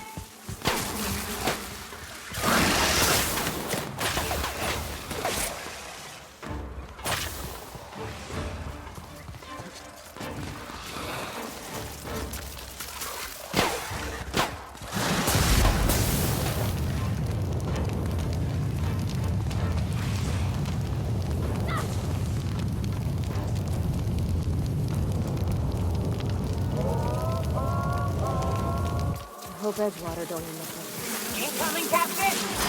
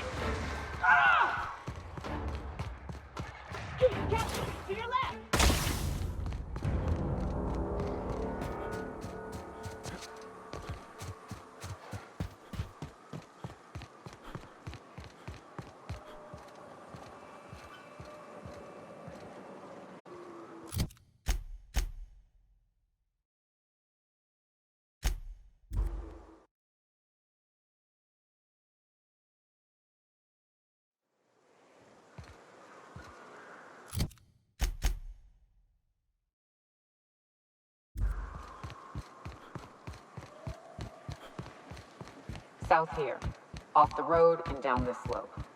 We've got a decent trek ahead of us.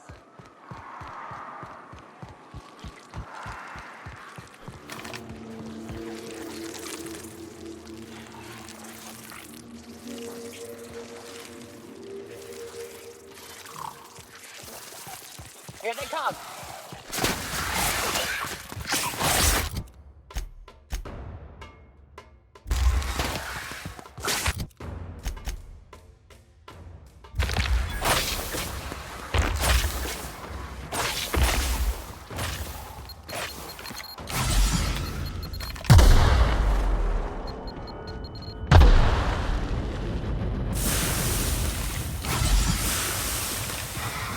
Here they come!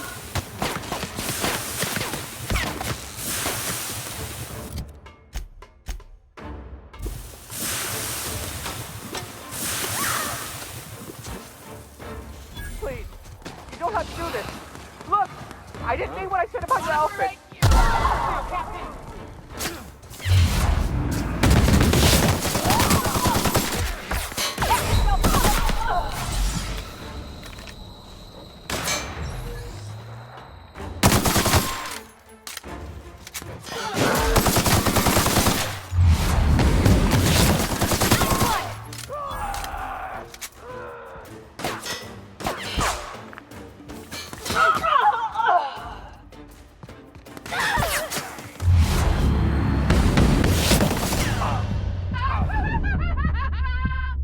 So much blood.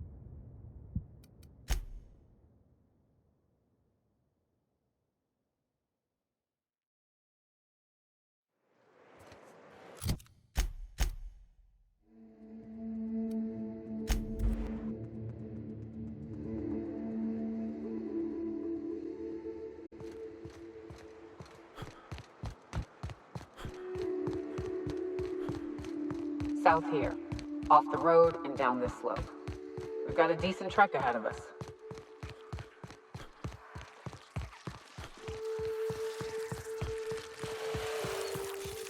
Here they come!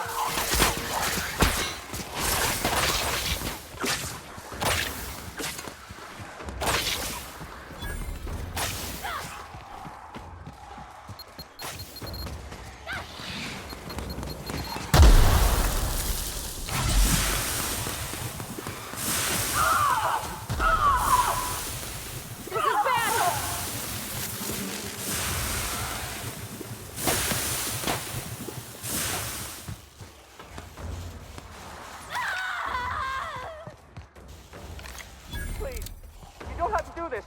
Just let us look. I didn't mean what I said about your outfit. It's impossible, I swear. You gotta get over there, Captain. Maybe you're still alive.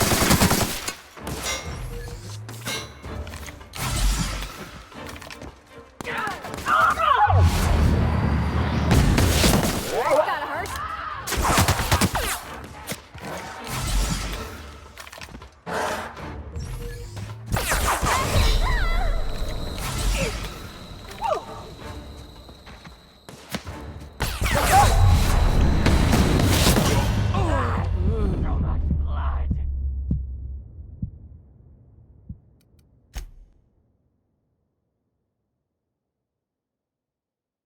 Look, I didn't mean what I said about your outfit. Incoming! You gotta get over there, Captain. Maybe they're still alive.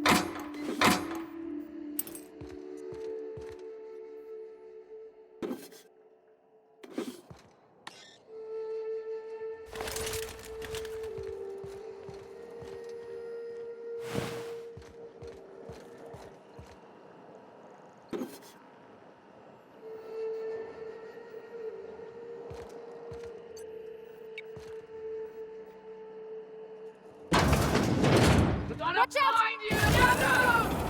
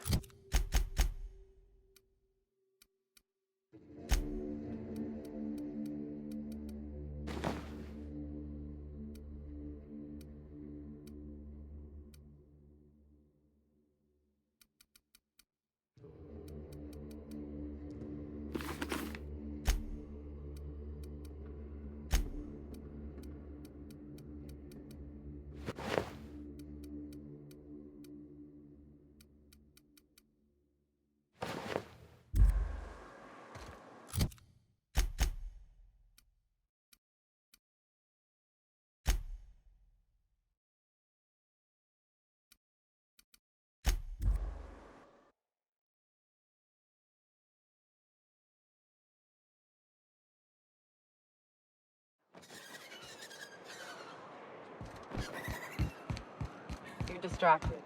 That's dangerous, poor body. Spit it out. I'm still fretting about Junlei. About how maybe she might not like me anymore. You had a sweetheart once. Was your courtship as uncertain as mine? Nah, I ain't the type to make things uncertain. I see something I want, I take it, or I die trying. You should know you're getting excellent reviews from across the company. What can I do for you?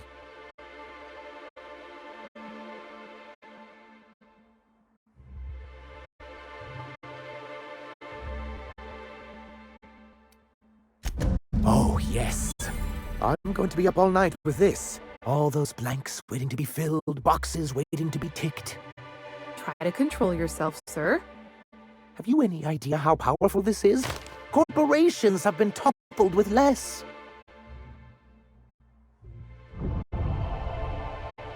What a question! Bureaucratic micromanagement is the only way anything gets done in Halcyon, and proper documentation is a key part of that. For our part, a bill of liquidation/transfer Form 52 will protect our holdings on Monarch by temporarily assigning them to a pass-through entity once we drop our bomb on the board.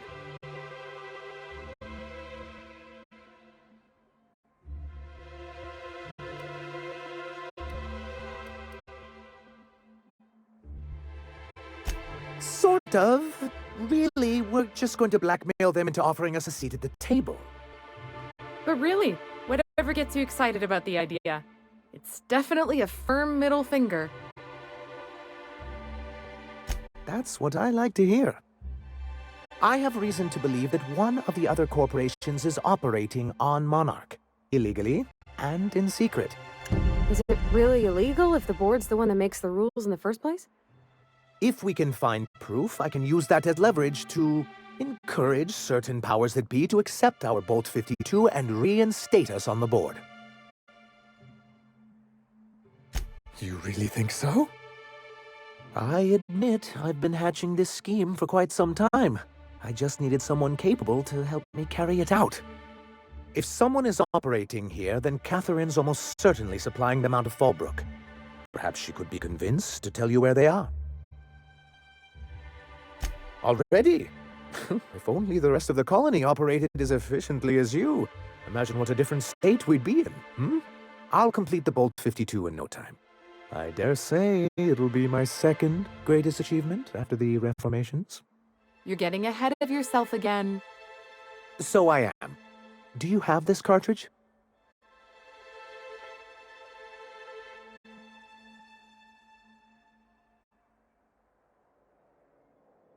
I knew there was something going on.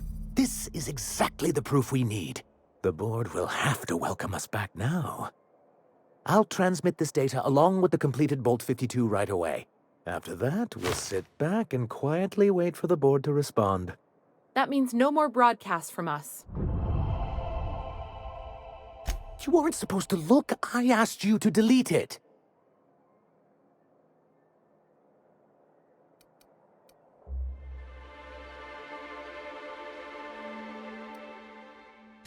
Oh, yes.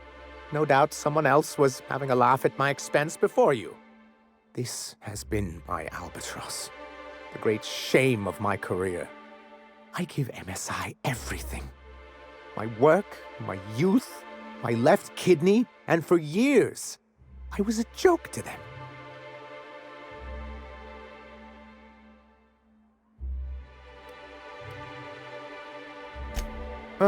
One of the executives required a transplant. I thought volunteering to donate might improve my prospects.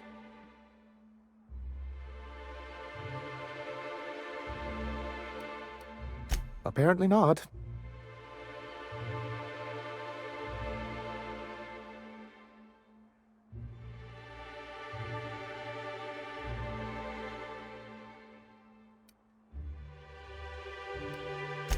In charge of a scrap heap of a city, abandoned by the board and surviving only through the hypocrisy of our trading partners.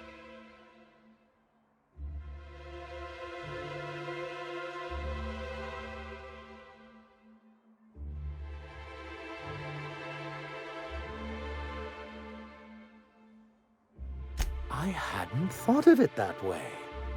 But perhaps there's something to that. Thank you for that. Was there something else?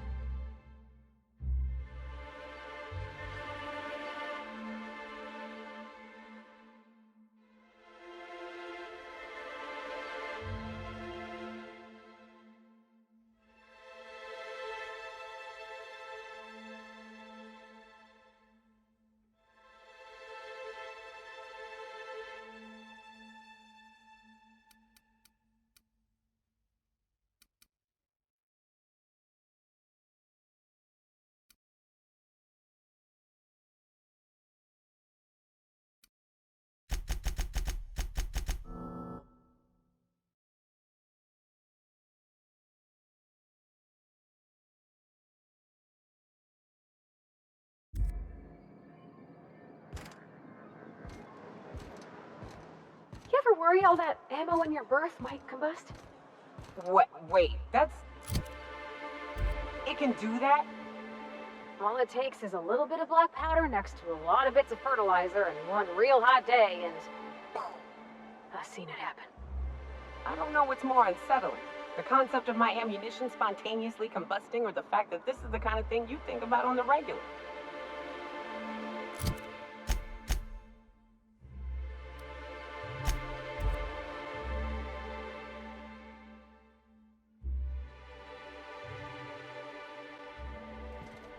Captain, if you're looking for... You ever notice how our crew's a lot like that crime family from The Masked Marketeer?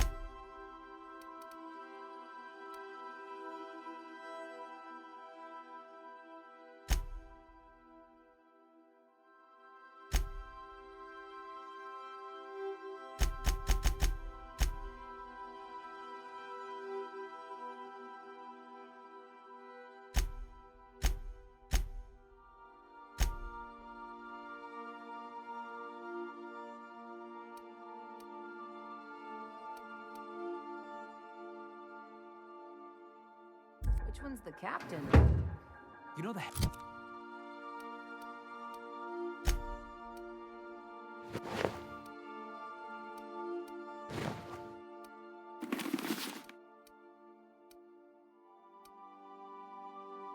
of the family never shows up on screen. Everybody's scared of him.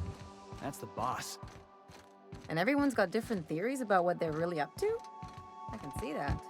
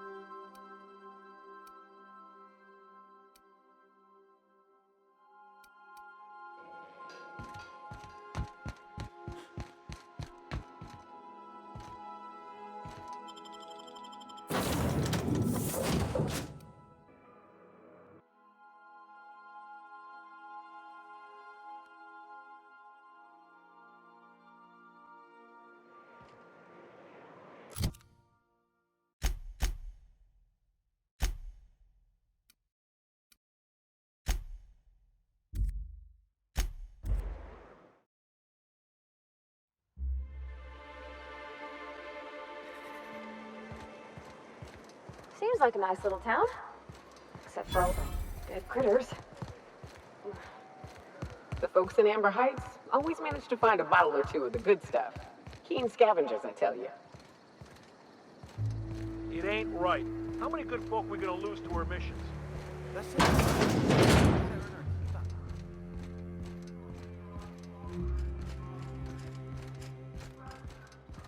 A manta queen. Yeah. We felled it, mind.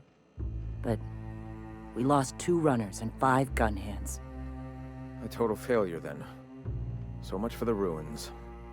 And hell only knows where the Van Oys are. They never showed. I'm sure they're... let's talk later. It seems we have company. A stranger comes to our home. If you're looking for a path to walk, you've found one. If you're looking for a teacher, I am one. Welcome to the Iconoclasts.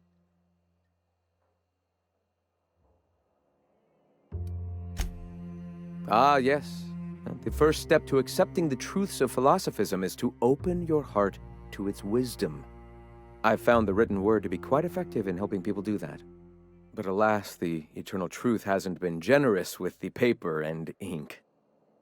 Now, why have you come?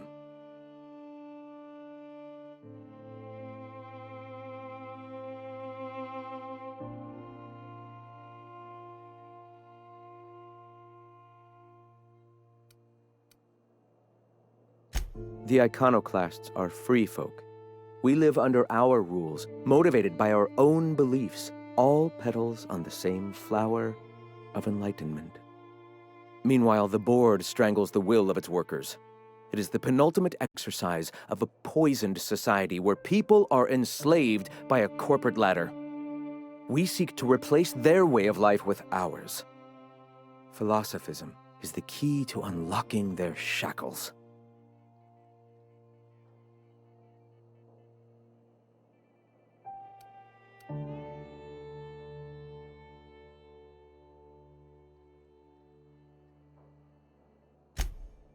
Oh, yes. Gunships hover in our skies, ready for the day they decide to come to our doors waving banners of war. The perception of visionaries is often tainted by the lies of their oppressors. A sad state of affairs, to be sure.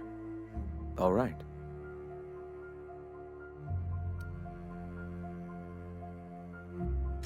Awakening is available to all whose minds are ready to accept it. What would you like to know?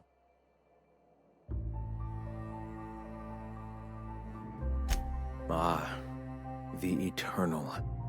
We are all part of the consciousness of the cosmos. Each of us plays a tiny role in the universe's continual journey toward understanding itself. You and I, and the rats and the mantis swarms. Divinity is in us all, and the eternal is that divinity. Everyone, regardless of ability to believe, is another facet of the universe contemplating its own existence. The point of no return. When your mind fully opens to the eternal truth, every philosophist experiences it along the path to enlightenment. For many, it is the first brush with the cold of death, when they realize that all of their lives have boiled down into the single truth of that moment. Mine was witnessing my friend and colleague transform into the very evil we sought to combat. Now he runs MSI just like the overlords before him.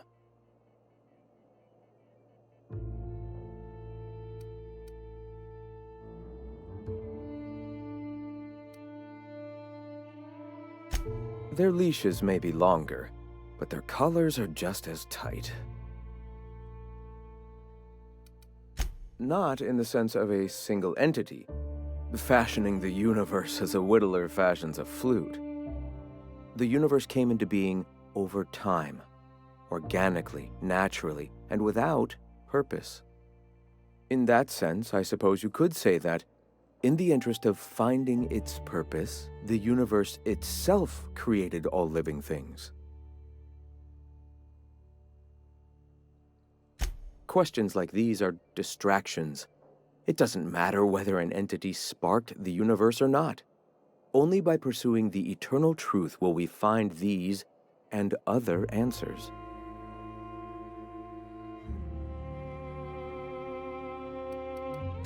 All right. I'm sorry. As long as it's been, I'd still rather not speak of it. That was a painful day for us all.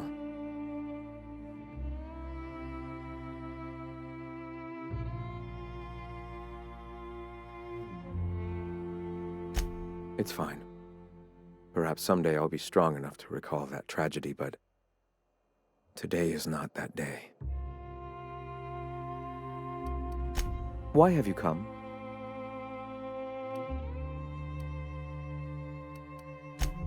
I am Graham Bryant. I brought the eternal truth to Monarch, and soon I'll bring it to the rest of the colony. All right. Why have you come? A great many things, in fact. We could always use a hand rounding up supplies. Or... Now here's an idea. There's an old printing press I've been trying to get up and running.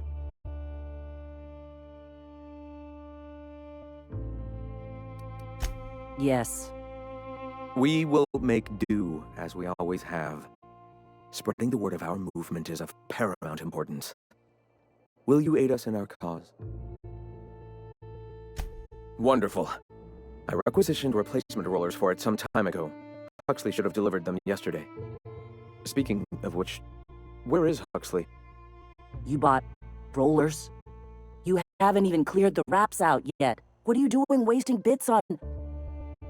Forget it. Huxley's still recovering.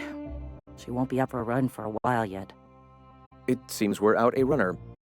If you intend to help our cause, I'll ask you to meet our MSI supplier in her stead. One of our sympathizers, a woman named Carlotta, periodically buys goods on our behalf from Stellar Bay's store. Stellar Bay has caught on, but they remain friendly, though the goods now come at a considerable markup. She meets us in the ruins of Bayside Terrace.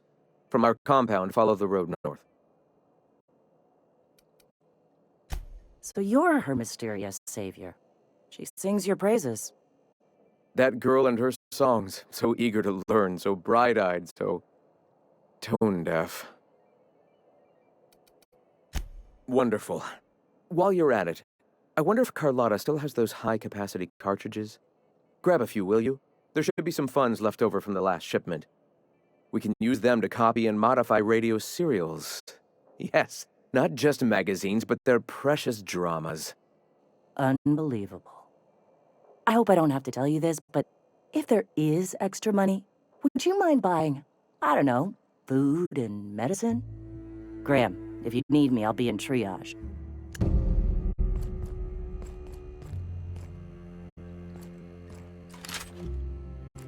Nice day, huh? The Monarch, anyway.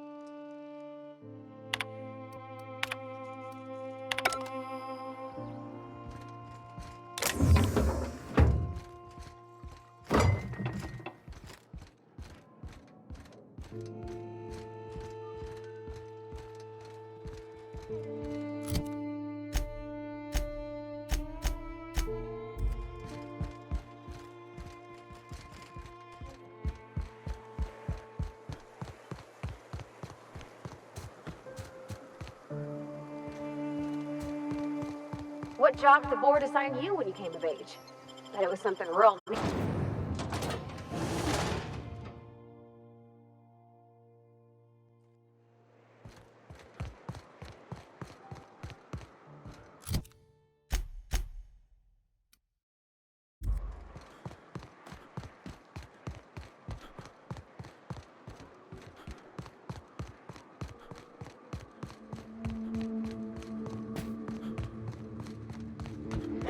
Get ready! Hiding!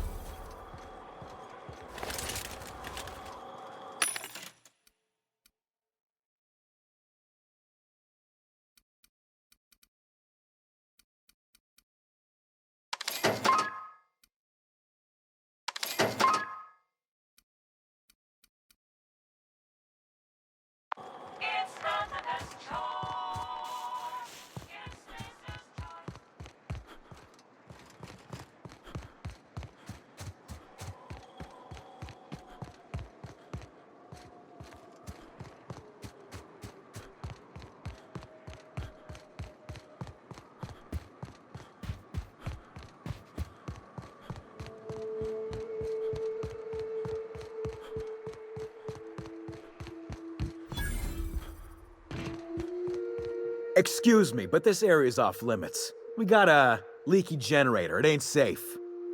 That's my nice way of telling you to sod off.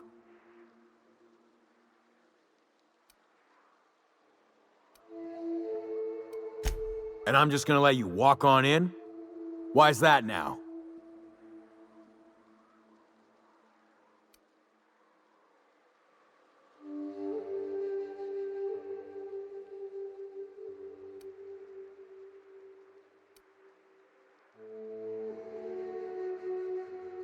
Hell, I ain't gonna pass up free bits.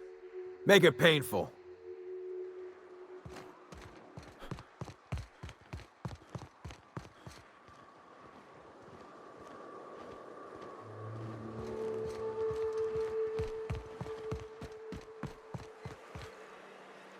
It's too quiet.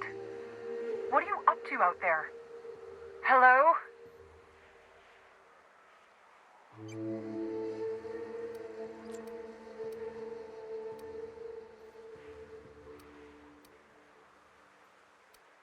You can't be serious.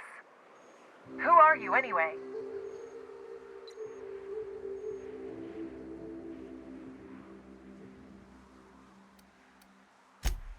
Oh, finally! Tell Graham that this is the last run I'm doing. Sanjar's declared a stop sale to you lot, but even if he hadn't, I'm not risking my neck anymore.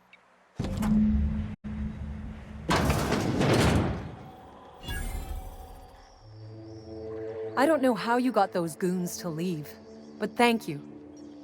Graham ordered rollers and whatsits, right? For a printing press? Here, take them. Like I said, this is my last run.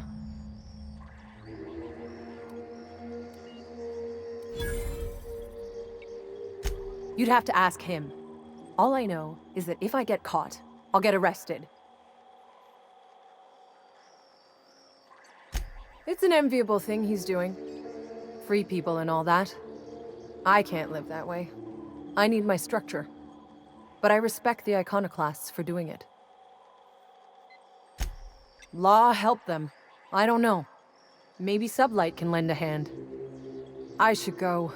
Look, Graham's got a bit or two left in his account. I can send one last dropout before I wash my hands of this. What do you want delivered? I always took that woman for the sensible type. Good on her. I'll send some along. Give them all my regards. And good luck out there. Don't go getting eaten.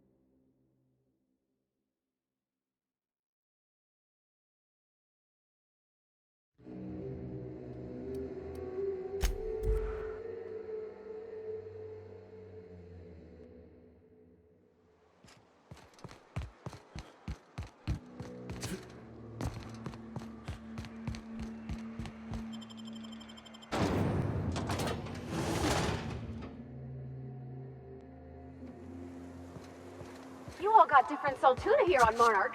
Ain't that neat? You come to Monarch and that's what you're excited about? You ought to get out more. I'm getting out right now.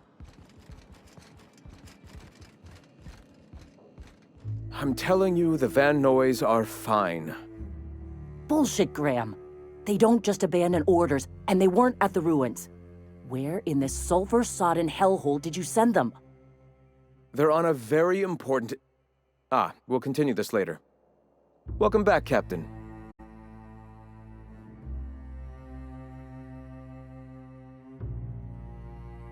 Thank the Eternal that someone's got some sense in their head. Carlotta usually schedules the next drop during the meeting. When's she coming?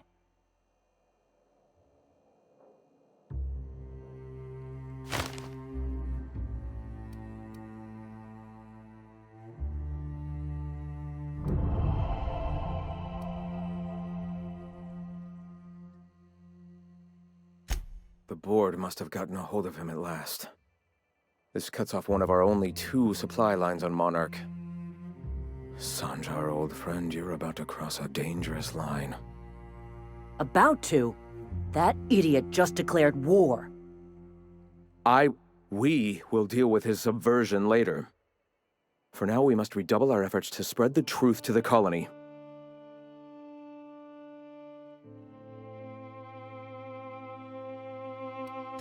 The print... Oh no. Graham, you didn't. I've already sent a team ahead to scout the press. One of our best. Meet them there and find out if they've been successful. You sent the Van Noys there, didn't you? Oh, for fuck's sake, Graham! We needed them in the ruins! Our people died out there! They went willing to fight for our cause. We need reinforcements. We need new recruits. The Van Noys saw the printing facility with the same importance as I. Is a printing press really worth all these people's lives? There's gotta be a better way to get your message out. I have the utmost confidence in their abilities. Friends, we must have faith that the men and women we recruit can handle the duties for which we recruit them.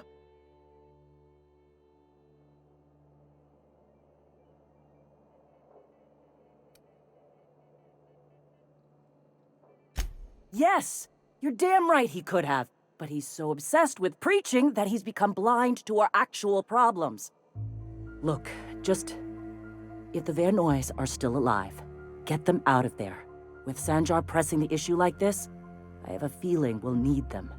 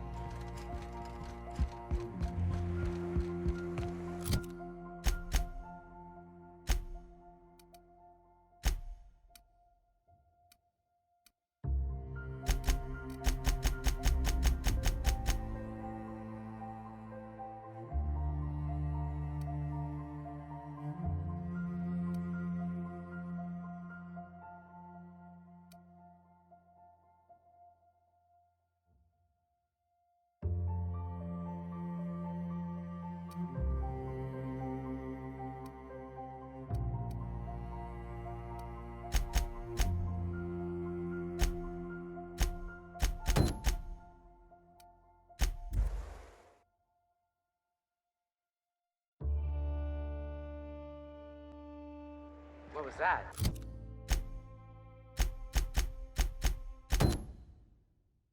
Huh? Something's not right.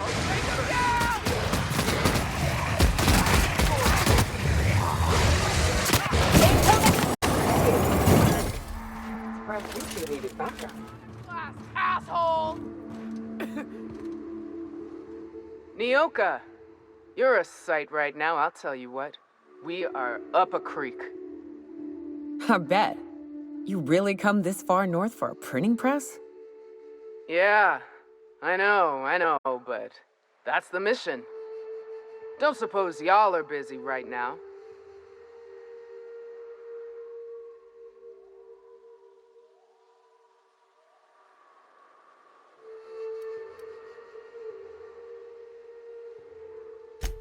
Thank the Eternal.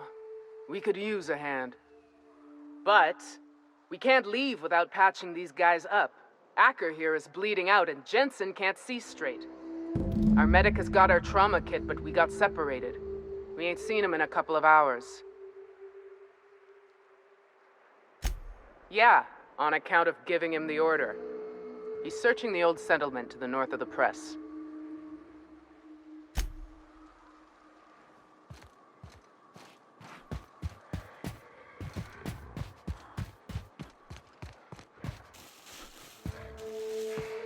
Here they come!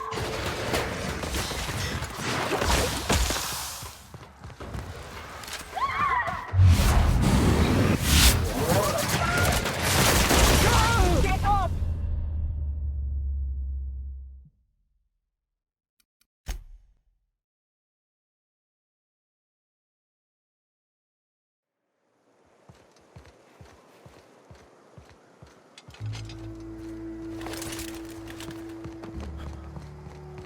So the ship talks?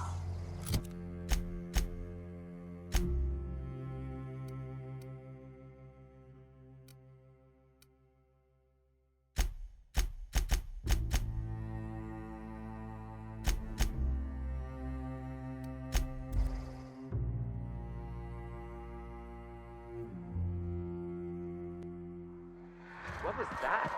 Heard something.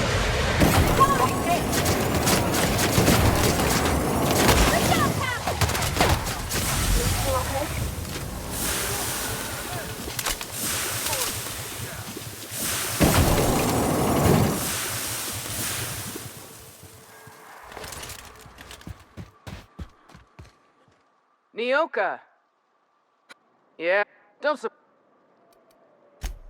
Thank, but our medic.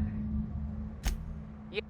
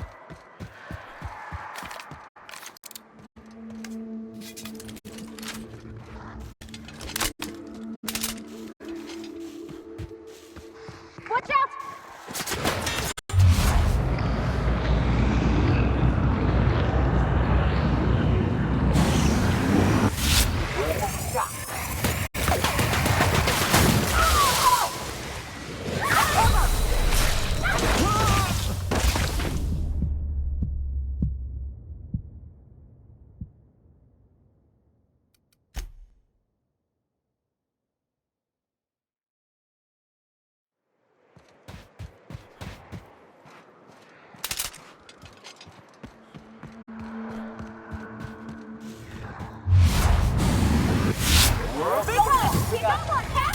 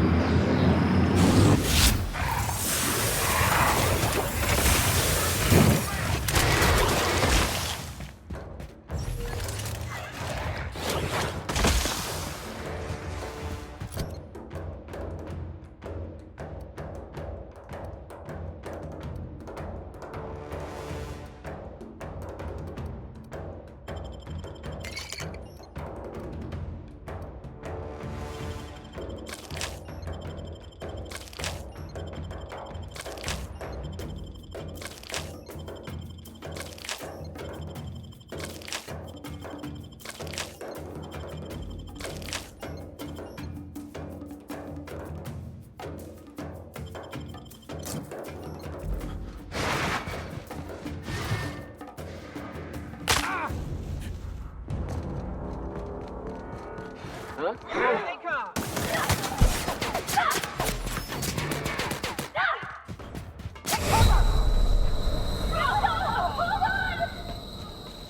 I smell blood! Kill them! I'll break you!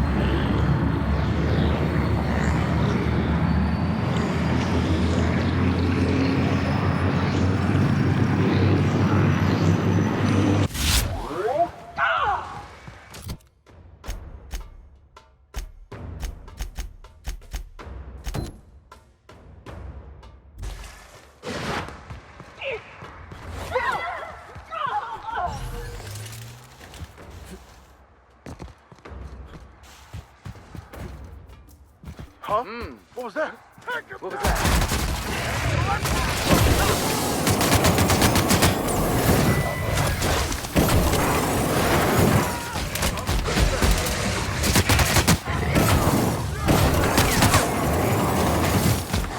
What was that? Welcome to the Iconoclast, asshole!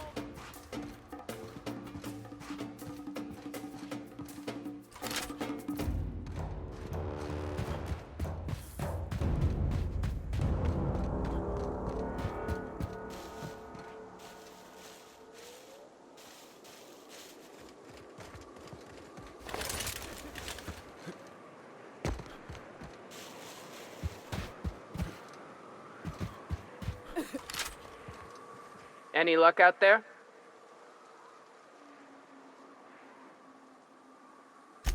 Oh, fuck. Well, that's better than nothing. Thanks. We'll head out as soon as we're patched up.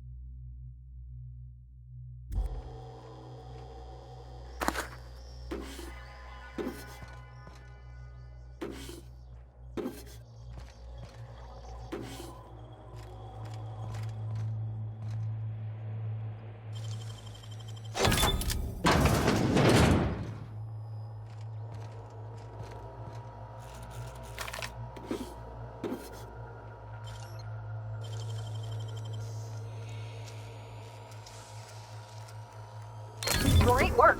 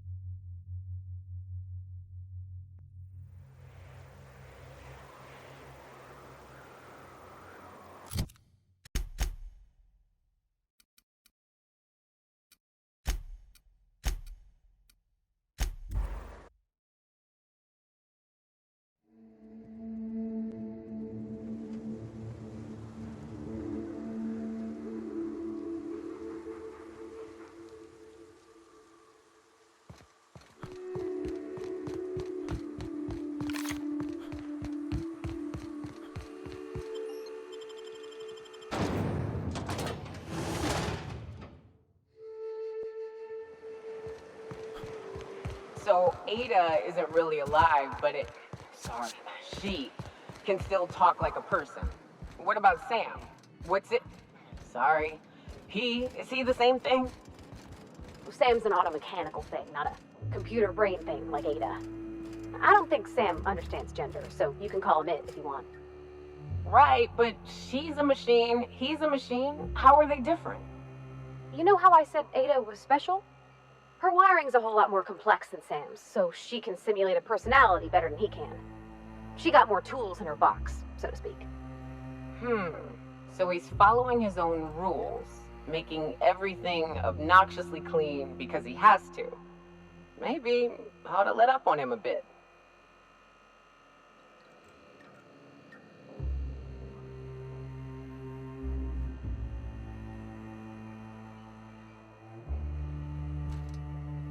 If you'll just listen...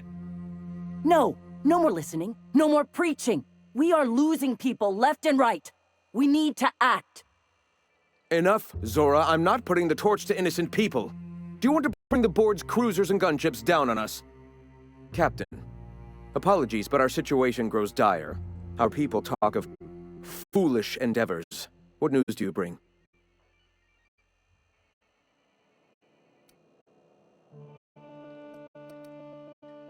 They are armed all the same. All they need is a good reason, and war is one such reason.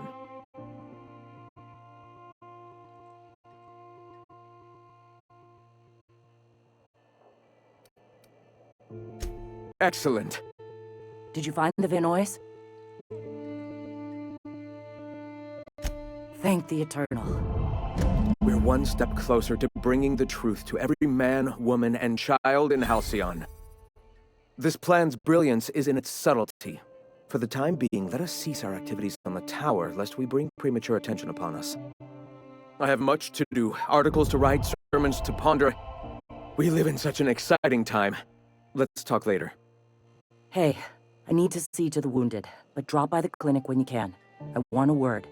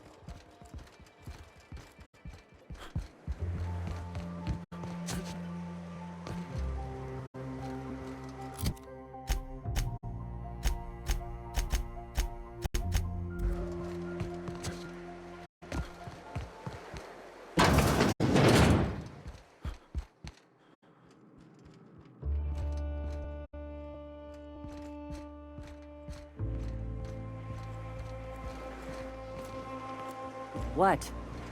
Sorry. Long day.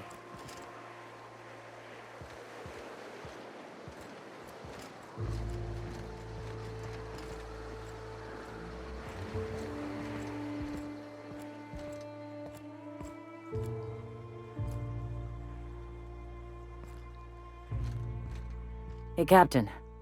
I need your help, and we ought to keep it hush-hush. You know about what happened here, right? The history of Amber Heights? You're talking about the massacre. Back when the corps were pulling out, pirates raided the place and killed the MSI bigwigs living here. Right. Common belief is that the pirates fled to an old relay station that had already been abandoned, but nobody could find them. The station's locked up, but one of my people found an old data cartridge in a nearby rap nest. It's mostly corrupted, but I pulled a couple codes off of it. One is the code to the Amber Heights gate. I don't recognize the other, but it's similar. I bet it opens a door. I know it's a long shot, but if we miss something there, if you can get into that station, maybe we can get some answers. Right, the access codes to Amber Heights. What gets me is, if this belonged to the pirates, that means they knew someone there. If someone gave them the gate code, the massacre hit him pretty hard. You know him. Live and let live and all that. I don't want to burden him right now, especially if this ends up being a dead end. I surely do, but it's not far, and if they died in there, they died with their munitions. We'll need them. Besides, if it's filled with valuables from the aristocrats who lived here, we can pawn them off on Sublight and get ourselves ahead on our food budget. Just a warning. The area's infested with mantisaurs. I'd send some help, but we're, preparing for war. Appreciate it. Here's the code. If it works, bring back anything you find. Supplies are best, but information's good too. If someone was behind the Amber Heights massacre, it'd give a lot of people around here some closure to find out who and string them up. Good luck. Watch out for the Taros.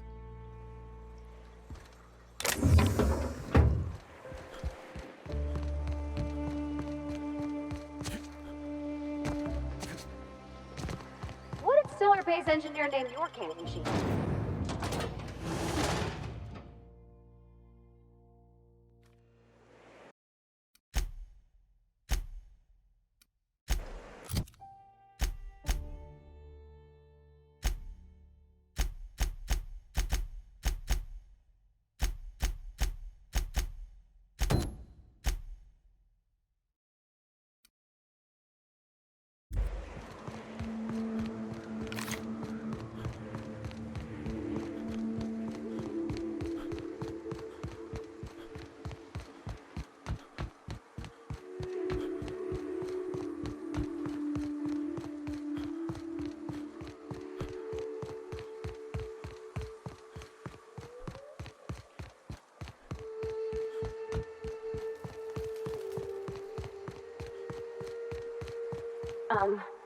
As your engineer, I advise you not to set foot on that, especially the bendy parts.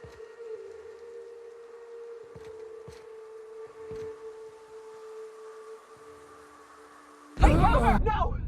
Get back up, you asshole! Get up!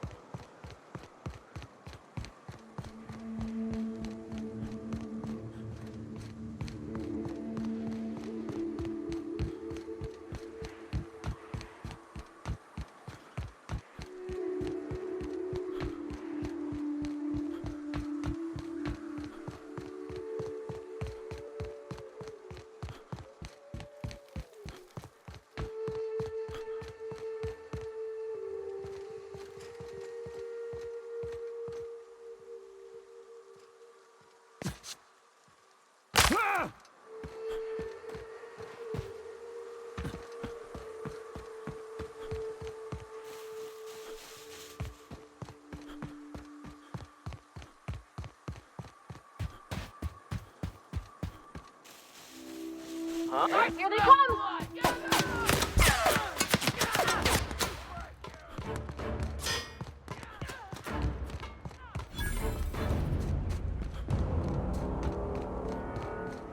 Fallbrook's on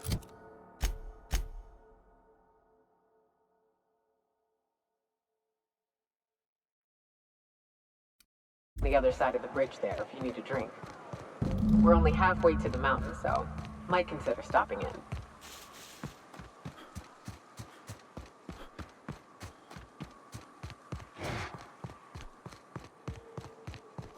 Watch out!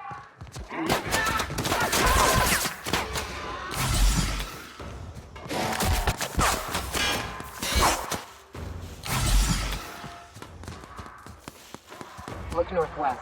That ain't it, but marauders sometimes camp inside the buildings there. They're clear unless you fancy getting shot. Westbound still. I'll let you know when we can start ascending.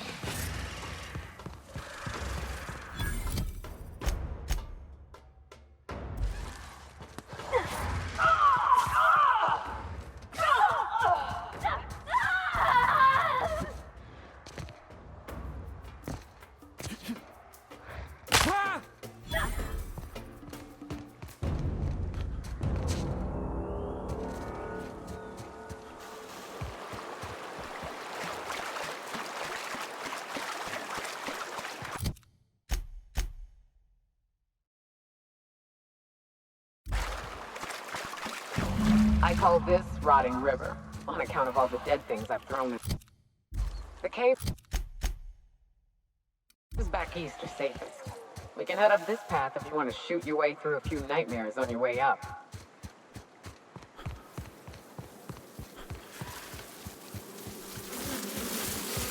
Big mistake.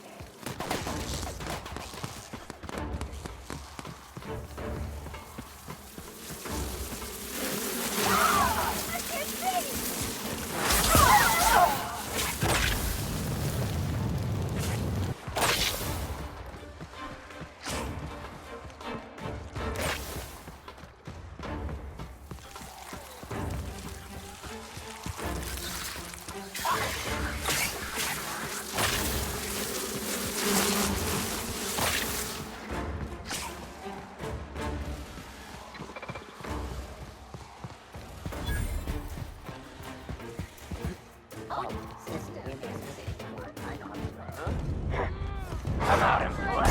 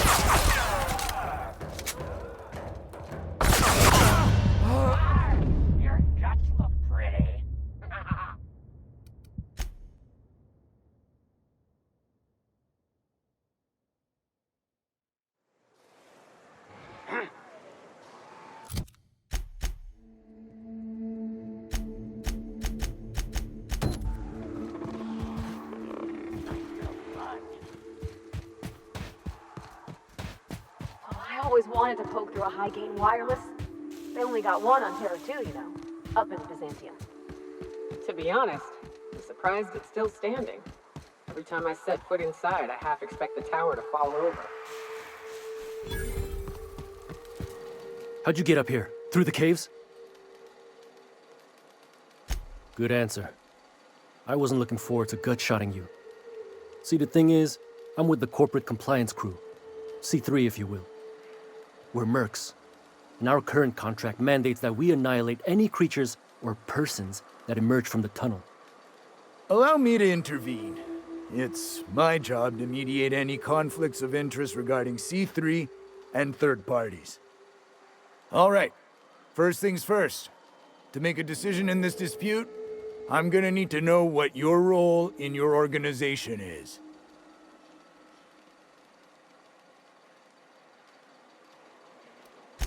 A lean but efficient corporate structure. I'm impressed. Still, I gotta wonder, what are your intentions regarding Devil's Peak Station? That is why you've wandered out here, I presume.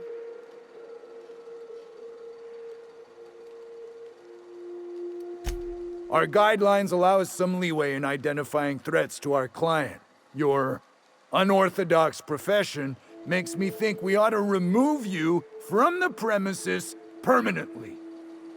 However, the terms of our contract specifically targets marauders, iconoclasts, MSI operatives, and anyone deemed to hobo-like in appearance. As you don't appear to fit any of those categories, I'm afraid I can't quite make a call on you. Don't we, as a standing policy, provide an alternative to termination via financial restitution? Addie, our chief financial officer, could confirm, but I'm betting if you're willing to compensate us for our lost time and productivity due to this arbitration, you could pass.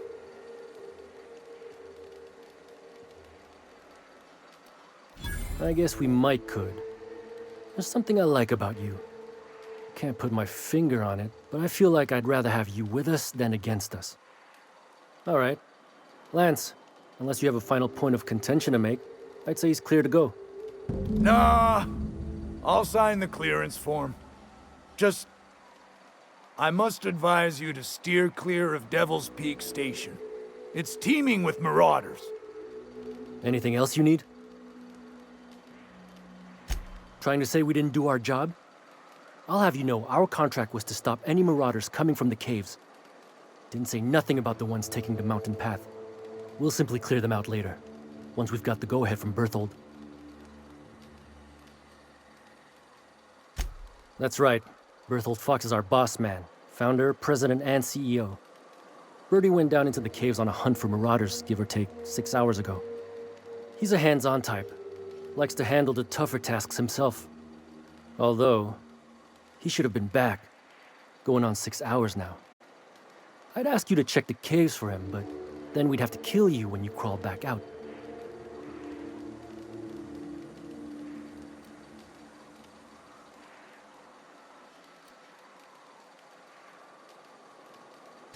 Done. Use this. Signal's locked to Bertie's tracker. Should lead you right to him. Or his body. Whatever you find. Bring him back to us, okay? The guy calls himself the information broker. Like he's starring one of those fancy broadcast productions the station puts out. My guess is, he brokers information.